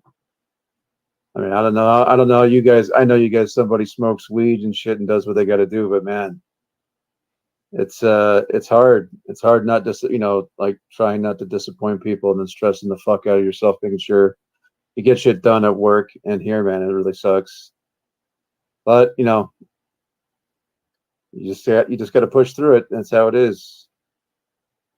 But yeah, that's my cope. It's just I got to lay off the fucking sauce. I get that. I get that not wanting to fail other people. I understand that to a very high degree. Keegan, it never sounds like you're drunk though, by the way. Like if you're a drinker, it never sounds like it or seems like it. You're very functioning. Yeah, you hold it well. Definitely. I know. Yeah. I'm just used to holding it back. I mean, when I get drunk, I usually don't get too loud or boisterous. I just I chill out even more than I normally do. So, yeah. And that's how I am. I feel like when I smoke, it's like it's habitual. It makes you calm more than it fucking makes you crazy sometimes. Yeah, that's what it does for me. But I mean, it does help. Plus, it's been helping me. Just deal with this overwhelming feeling of disappointment from other people. It's tough, man. Bro, I want you to know that like that is like I feel like a lot of men today go through like that type of disappointment because society, like everybody knows this about the patriarchy and all, and like all this it's misogynistic to think that like guys are supposed to pay, but like it's like we have that pressure on us, even if like we don't have people telling us to do it. It's like there's an underlining thing that says that we have this responsibility. Even with like my daughter, like a lot of y'all know, like I have a kid and like I'm not with my baby mama. Like she's married now and she's moving a little kind of far away, and like it sucks. Like sometimes I feel like a failure as a guy. Like, oh, I was supposed to keep my family together. I was I should be with my daughter more, and like a lot of us beat ourselves up over these things, and it's not going to do anything by beating ourselves up over it. The thing that fixes it is just actually putting action in and spending more time with those people, or just being better. Like your drinking habit isn't something that you're going to have for the rest of your life if you so choose to work on it. And I don't even think that you have to just stop drinking. Like I think that just working on it is a great thing. Like small little ways of just doing a little bit less here and there. It's not even about you just fucking going cold turkey or something like that. It's just little improvements, bro, make you way happier in life. And it doesn't matter what direction you go in it, like whatever you're trying to improve in. Yeah, I agree. I'm working on backing it off some, but yeah, I mean, yeah, I gotta approach it more in moderation and trying to go overboard. It's just not, it's just not good. It's not good. It's not healthy, and it's just not good overall. Drinking's one that scares me, man, because like my stepdad's an alcoholic and he mostly raised me, and I feel bad because I know his body's not gonna last, as long as like I wish he could stay alive for. And that's what it's about, when it comes to drinking, in my opinion, is just living longer, because alcohol can kind of fuck your body up over time if you drink too much. Yeah, totally. I agree. But yeah, that's my cope. So No, that was a good one, bro. Does anybody else have one? I'm glad you're not drinking alone though, Keegan. I'm glad you're like coming here. That's what late night for, bro. We got your back, man. Yeah, man. yeah. Those Grandfather. those long spaces, man. They drive you to drink. Yeah, I don't want people to go down what my grandfather went through. So yeah, I hope it gets better, man. All I can do is lighten the mood if that's where we want to go. Go for it, man. If everybody's done, let's do the fun stuff now. Please, I hate opening up. I need a mood upper. Yeah, my big cope these days is I really want to see right side naked. I have this attraction to intelligent women. Oh, this is really fast. Jesus, man. And I have no idea what she looks like, no clue. But that's my big cope these days. I would love to see that. All right, I guess right side's gonna start an OnlyFans soon. Please, guys. Val, that's another speed date we gotta do then. Right side, do you know how much money you'd be making right now? That would have been a perfect April Fool's Day joke, right side. I You know. starting an You OnlyFans. missed out. You should have said something. Yeah, you missed it. It's still April 1st. There's still I time. haven't made a video in a while because I'm unfortunately in the. That's true. You have here you have 3 minutes, but I think where you are, you might have more time. Dude, right side, like honestly, what you should do is do the OnlyFans thing, and just as a joke, because people are doing this right now, you just literally have clothes on and you read like your stupid books and you like read into the camera.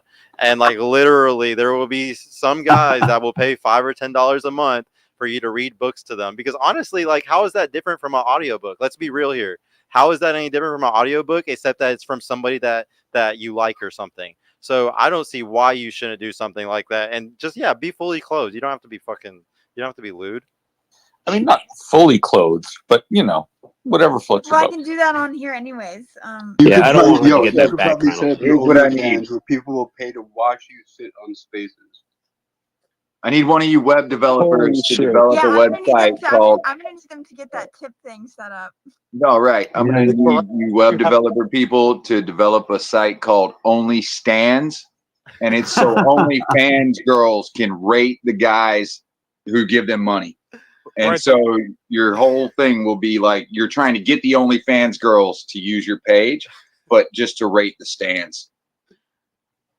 Oh yeah, dude. But right side, don't you have the subscriber button? Like people can just do it in your account. Do Yeah, the I tip do. jar. Do the fucking tip jar too. Yeah, I make decent money on here. But obviously I kind of shit post a lot, and then like I don't care. Like I offend a lot of people of all sides of the political spectrum. So that's not the greatest. Clearly, you turn some of them on too, though.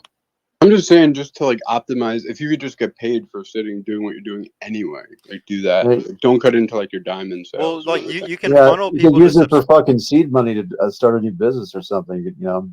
Just an idea. It's not I hard to really want funnel. them to do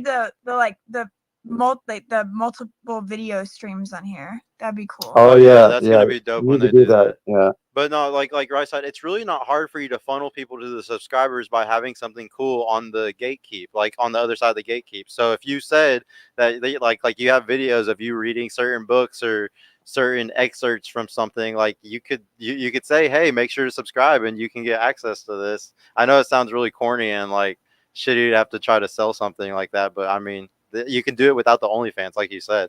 But you really should focus on stuff like that, because I told you that when I did the interview with you. You have the ability to grow. You have a really good talent. You just have to like market yourself a little bit better and use a few little sales tactics, because once you get some extra money in the door, you can start spending money to like actually push yourself out there a little bit.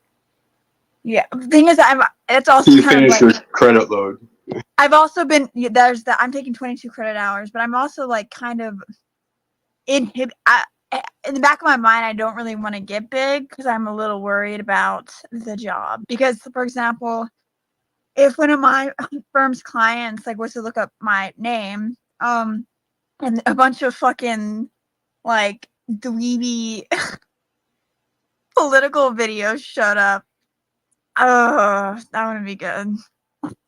Yeah, I mean, I think that you can kind of do it, not faceless because you already face exposed, but just kind of faceless like you already do, and you might still be able to get away with just like how you're doing. Just don't put your face on your account and never say Yeah. your real name. I'm hoping, like, why I've kind of been like pumping the brakes is I kind of want like a slow growth until like I can get like my job started in the fall, and like so I don't like nuke myself before I start. Yeah, you don't want to shoot yourself in the Yeah, foot two's with worth. Yeah, that's a smart Yeah, idea. too many eyes that on is you. a smart idea. Just gotta wait a couple more months, see how that fucking plays out. You just need Jordan Peterson to retweet one thing, and you're good. You know. No, Yeah, well, what I was dude, gonna do is I was gonna like when I was ready to do something like that, like I guess nuke myself for real. I would ask him for like an interview or something. Because he follows me, so I could DM him. But I haven't done it because I've been waiting for the opportune moments. get the lay of the land at your firm, and then go from there. So I could get an interview with James Lindsay. I could like, but I don't. I'm gonna kind of like play it smart. I don't want Well, to end yeah. up with my own personal profile in the ADL. Why don't you just Oh, do a shit. podcast? I've started it, but I've been. That's the thing with that one Go with your too. Is gut, like right side. You of all people, go with your gut. it's I'm worried about all it takes is like one because that one person was commenting my name under my profile or under my pictures a couple weeks ago. Do you remember that, Capital? That one gave me cold feet. Still. They doxed your name already? For real? Well, it was some person. I think it was fucking Patrick. I don't know who else it could be. Who is this Patrick fucker? I keep hearing his name. Who is He, this guy? It's not important. long story. Okay, all right, fine. I won't say anything. I don't know anything anyway. Well, we were starting a website together to basically do a document dump. And then he caught feelings, and then he started like Oh, mailing stuff to okay. my house. Oh shit. Okay, now that makes sense now. And you wanted you to do all the work. Yeah, he didn't even do shit either. It sounds So like you're it just sounds like a Sigma Brook relationship. Oh man. Okay. So she ain't Brooke. That's a fucking hot potato right there. Holy shit. so you don't want to get doxxed because you have like a day job that or that you see potential in, and you don't want to fuck that up. Well, yeah, it's a day job as a patent attorney, so Oh, that doesn't matter so much. well, it just matters that I'm like a first year associate, so I don't want to like become more trouble than I'm worth. Because I Yeah. don't start until the fall. I graduate this spring. Yeah. Is it like I use a patent attorney. He's cheap and on his own. But well, anyway, if you ever want an introduction to somebody I've never met, just let me know. But and I don't know if he makes good money or not, but he's an honest, good patent attorney. You're reminding me I need to email him actually. Yeah. But when push comes, I just need like 3 or 4 years to get trained as a patent prosecutor. And I like if I nuke myself, then I can just fucking do my own like solo practice. But I just need to get trained. Yeah. Yeah, that sucks. Like I don't want to nuke myself either, so I understand. I don't have the potential that you have to fucking blow up. But yeah, right on. I agree with Capital. Do your thing. I don't know how much it matters. I'm probably on a lot of government lists, so. But you know, if you do an OnlyFans, like nobody will know it's you. Just me, right side. No. Well, I'm pretty sure the reason why I've turned the tip thing on and stuff like that is because like on here you have to like do it with an account associated with your name. What do you want to do? Like, what is your goal with like the interviews and the getting yourself out there? Like, what would you want to I do? don't really have a goal. It's just I do all this shit in my free time, so might as well like, I guess, put out the information that I'm finding, anyways. What is the message, if there is one, that you want to spread? The message is more so that don't buy into the two-party duopoly because it's a scam on either side. And that's an important message. Getting out of it is a big problem, and how to do that. But with the right people spreading the message, it certainly improves the odds. Yeah. But I wish there were like, but unfortunately, there's not like a daily wire for like centrists or non-party players. Like if you, Oh, I don't know about that. well, what is the? As far as I know, that like there's all like a message that has to be sold because of money attached behind the scenes. Yeah, there's never going to be like a daily, like A daily you're not centrist. going to get that. Why not? I don't understand. Because I mean, look at like RFK and what he's done, and like, Oh boy. oh boy, Yeah. explain it. I'll But let her here's what explain I'm it. saying is like, I'm not saying he's a centrist per se, but I'm saying people are craving a third party, another point of view, something outside of the duopoly. Like that's exactly what people are looking for right now. Even some of like the hard right conservatives from the past, like they're fed up with the bullshit. I don't know about the left as much, but I think there's a huge desire for that type of a message. Now, right side, I've been Like, listening go. here and there. I really like your shit, but I don't necessarily hear that. Like, I hear you speak sort of like, quit listening to the bullshit. I think you generally sound more conservative than liberal to me. That's for sure. I'm I guess like Right leaning. I'm right leaning personally, but like I'm politically libertarian-esque. Yeah, that's anybody who says that is right leaning, to say the least. I mean, you wouldn't have a libertarian running on the left. Yeah. You want something? Never mind. Go ahead, Blake. Okay.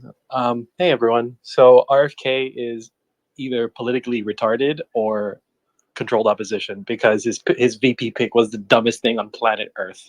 But I got it, guys. The centrist waffle. Jail. Oh, that Immediately no. What? What are you talking about? there's always there's already a Waffle Palace thing, I think, though. All At some point he made- Exactly. We're expanding the waffle with the centrist waffle. It's perfect. It's better than a daily waffle. Like heterodox, but like not heterodox. If that makes sense. Yes, it totally makes sense. I see it in my mind's eye. Like I'm not like I sound sarcastic, but I promise I'm not. What's a heterodox? Like Not gay. not orthodox, like not within the orthodoxy, outside of on the fringes. Or an alternative option. But not the is RFK. traditional fringe, the alternative fringe. Are we talking about Orthodox Christianity? No. I think we're still talking Heterodox. We're talking about like a title of a podcast. Heterosexual and docs. Yeah, RFK doesn't have a shot. Never did. He's trying to make a point. It's okay. It's okay. There's the argument he's trying to steal votes from Biden. Who knows?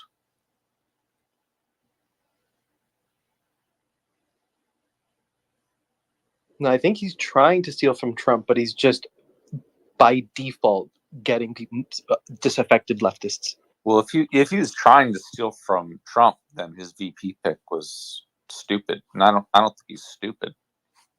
Well, no, if his VP pick it's a what 30-something-year-old woman or something like that who talked about motherhood. I mean, what voter does Trump need to win? Young women. Well, she's big into like what were the three things that she's big into? Like one is like food and like sort of anti-agriculture type of stuff. No? I've seen thumbs down and laughs. Go ahead, tell me. Oh no, I was just thumbs down in this whole conversation. He's just saying that she's horrible. I mean, nobody's gonna beat Trump. Let's be real here. Yeah, I mean, the whole thing's kind of just a big fucking meme at this point. I mean, I don't know anybody who's really. Which is kind of like, I think, kind of like what would confuse whatever message I wanted to get across is that I don't actually believe in the system. Like, I don't believe it can be fixed, and so I think part of it is like a black pill, but a white pill. Like, hey, it's fucked. Stop worrying about it. But also, like, you don't have to worry about it because, like, there's like how the like I guess your economic. Obviously, everyone needs to eat, but like the commercialization, the consumer culture is kind of like rotted everyone's brains. And Well, right side. What was That's white pill the point about that I any would of what make. you just said? Dude, no, I understand how it's white pilled. I It's a can't. great pill. It's a I great pill. can't I explain would it. just call the show because the white FAFO. pill is that you don't have to buy into like I guess the secular or the popular value system, which is like hoes, bitches, money, and like some arbitrary threshold for like success or happiness. Which is what people ultimately what's being sacrificed with, like, I guess, economic downturns and recessions is the ability to afford a car payment on your like new 2022 Ford whatever.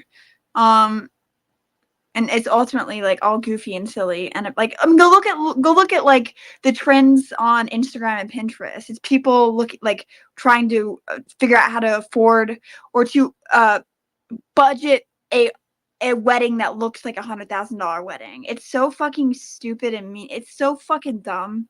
Right side, you want to red pill people. I know you said white pill, but you want to red pill people, convince them or show them that they are the problem with politics. It's not the politicians. We vote these fucking assholes in over and over and over again. We don't ask for results. They just tell us what we want to hear, what a subset of us want to hear over and over again. And we pick the least worst of two terrible candidates over and over again without demanding more. We're the problem. Right, but legitimately, that's never going to stop unless the peasants start funding the campaigns for the politicians, and we Well, don't. I mean, Because that's we can't. kind of how Trump came to Yo, power. go watch Somewhat. Network. They made it in like Trump, 1970. dude, Trump is a unicorn. Like, you can't expect a billionaire to save our asses every so often. And look at what they're doing to him. I don't think anyone besides like Vivek Ramaswamy is going to stand up with their money and risk losing it all. I think like, you know how there's this like black woman divest movement? Well, it's kind of like, what about like a cultural divestment? Like, not just like black women. Dude, right side, I've been thinking about this for months, and I've been trying to find people for this sort of idea.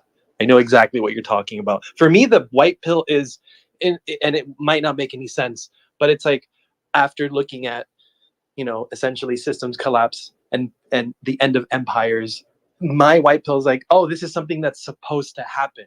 The only direction that the influence we have is what comes after the collapse. What comes, like, what are we going to do? Are we just going to throw our hands in the air and say fuck everything and just like go into the purge, or are we going to like look at ourselves and be like, okay, what can I do to fix things, at least in my immediate vicinity? Whether it's relationships with my family members, whether it's increasing how I interact with the community, anything like that. Because we can't just go. It's like the Libertarian Party perspective. We just try every 4 years to try to influence the federal elections and politics. And what the fuck is that going to do with the hundreds of Congress people who are corrupted, with the thousands of state representatives who are, into the same thing? Like, perspective. Don't forget the entrenched bureaucracy. Oh, let's not even talk about the deep state. That's like the worst part. Is like, that's why term limits don't matter. Yeah, because Sorry, that was.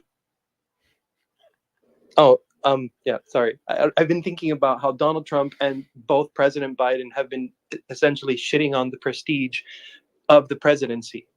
And I don't think it's like a conspiracy or anything. I just think of it as a side benefit. This is very similar as to how essentially like the Roman emperor was basically controlled by, I forgot, the Praetorian Guard after a while. It seems that, especially with this whole Biden doesn't know that he did the Easter trans thing, it feels like the weak president that we have is an excuse to just power the bureaucracy and just say like, we're going to take care of things now. I'm sick of going down this rabbit hole of nothing can be done. We're fucked. Everything's broken. There's no way to fix it. I'm sick of it. I'm sick of The fixing it is you weather the storm and build new shit. Okay, well, like maybe it's a good thing everything is fucked. Maybe like it's been irredeemable for a long time, and maybe it's time that it ends. Yeah, we got. You know, it's unfair. We got to Well, I pick mean, up a look at the bag where a habit. lot of Like the people U.S. left on the road. government is fucking Yeah. evil. If you look across what we've done, like the All past governments are 100, evil, right it's side. Come on. ours is like a different level of evil. I don't agree. I disagree completely. No, no, I no, think our no. Right government's side, done right side. Would you amazing rather? things. Would you rather China or Russia be the policeman of the world? Exactly. No. Okay, that's propaganda. That's a bullshit lie. Think about it. Cold. The entire It's Gulf not. War, the entire Wait, Gulf hold on, hold War on. There's up been a to the corporate present. That's cent- all been a fucking lie. Right. Every war since Vietnam has been utter bullshit. Yeah, because it's been a corporate like central intelligence state Exactly. for the past like since the '60s. So And even like yeah, really I know. our But involvement in World War II. Look, you can argue. I'm just rolling Oh, with nice the bad. Good lord.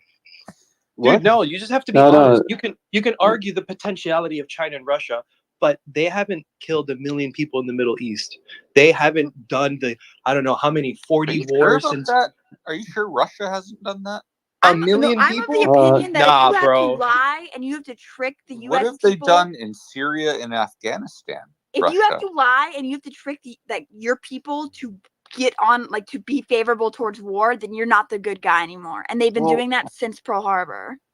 Well, right side, like let's agree to table that for a moment and just say No, that. what do you mean? No, table what? The entire fucking Disagree, disavow. All right, just a I mean, moment. Let I me mean, this finish is the one of my statement favorite No, before you attack. because no. We have to do something here, and it's not done Well, by like Capital, here's lying the to funny ourselves thing. about If you shit like if you this. just let me finish, that's exactly what I was gonna say.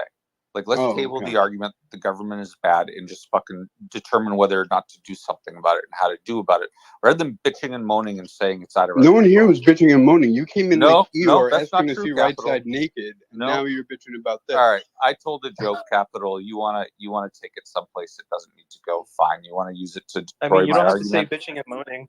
Well, he is bitching and moaning. People are bitching and moaning. They're saying there's nothing that can be No, done. we're not No, bitching we're not and moaning. bitching. We're And the saying it's question a No, is, we're good not. thing. and the question is Dude, what we how do you how, after it how are you fails. going to say? I literally said for me it's a white pill. I'm sorry you don't get it, but I'm not trying to shit on anyone here. I'm just stating the honest facts, especially about the wars that we've committed. I mean, look at all of the coups in Central and South America. Like you just it's Yeah, mind-boggling. you don't want to focus on the solution. You want to focus on the problem. You want to bitch and moan about Yes, the problem. because you refuse to see it. You're like, no, that's not true. Look at the potential of Russia. Look at the. And it's like, at some wait. point, you have to realize we do a lot of bad shit. And I never said we don't do bad shit. I never said that. What's I unfortunate said let's is focus on a solution. the survival of our empire depends on us pointing guns at people for their resources and all that. And That's it's like, not true. on Stop one it. hand, no, it's true. It's a middle. Dude, really? Okay, That's go not ahead true. and. Hey guys, first, guys, stop, I'd stop hate to break continuing in to here. Hold interrupt on, me. guys. And I'd hate to second, break in here, like real quick, man. I'd hate to break in, but Sergio does have an announcement he's got to make. Yeah, Go ahead, guys. bro. Yeah, I gotta head out, guys. Thank y'all so much for doing the stream with me tonight, though, and I will see y'all. The next time we do the stream. Right before I leave, though, I do have to say one more. Thank you, sir. Yeah, but thank y'all guys. But I do have to say one thing on this subject. Here's the deal, Pickle. We have guns in America. All the other countries really don't. If somebody else is in charge of the world, like China or Russia or another big country, and we lost our guns because of it, we would all be screwed. So that's why it's a big deal that we're the policemen of the world, is because we have freedom of speech and we have the guns. But yeah, just marinate on that when I leave. But yeah, I'll talk to y'all later, guys. Peace out. Love y'all. Yeah, but I reject the framing that we've been You have a doing good is night, Sergio. policing. Later, bro. We haven't been See you, policing. Sergio. We've been Night, Serge. preemptively accusing people of threatening us and then making up shit like WMDs and then using that to fucking fill Raytheon. Guys, I really wanted to keep listening to that because she was about to cook, I bet. And I kind of want to debate her on that topic now. So I think we might try to set that up because that would be a pretty good topic for me and her to go at each other on. Usually we don't find anything that we fully disagree on, but that's something we definitely fully disagree on. So I would love to bring that up. And it's super black pill to have that mentality, I feel like, that she's talking about. But guys, thank y'all so much for coming.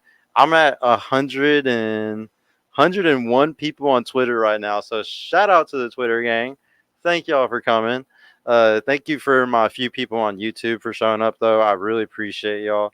I'm really excited to start doing more streams like this, especially since I'm dropping my course this month. So everybody be ready for that. It's going to be on 4/24/24. 2 weeks of webinar videos, like 8 special guests for those webinar videos. You get a free call with me, 7 courses on jobs, 7 courses on side jobs, and 7 courses on hobbies, all to build a social circle and get women around you. This is something I've been really excited about, guys. So please, please, please be prepared for that. I'm dropping it for only $100. It's only going to be open for a week, and you got to sign up by the end of the month or else you miss out. I'll probably do them every month or two, so you'll be able to sign up for another one if you don't miss this first one on 4/24. But make sure you're ready. Make sure you're, tuned in on 4/24, so then you can catch it. Follow me on Twitter. I put it at the bottom of the thing. Purple Pill Pod TX. Guys, I'm there all day, every day on Spaces and shit. So catch me over there if you're trying to catch my content more. I really appreciate all y'all once again, man. I will definitely see y'all. Probably another day this week. I know I have a debate like on Sunday, but he canceled on me, Man of Steel last week. So we'll take it with a grain of salt to see if we're definitely going to do it on this Sunday or not with him. And there's a couple other guests I'm talking to, so we might have somebody else this week also. But I really appreciate y'all for coming. Thank you, Twitter, YouTube, Twitch, Facebook, everybody. I'll see y'all later, guys. Peace the fuck out.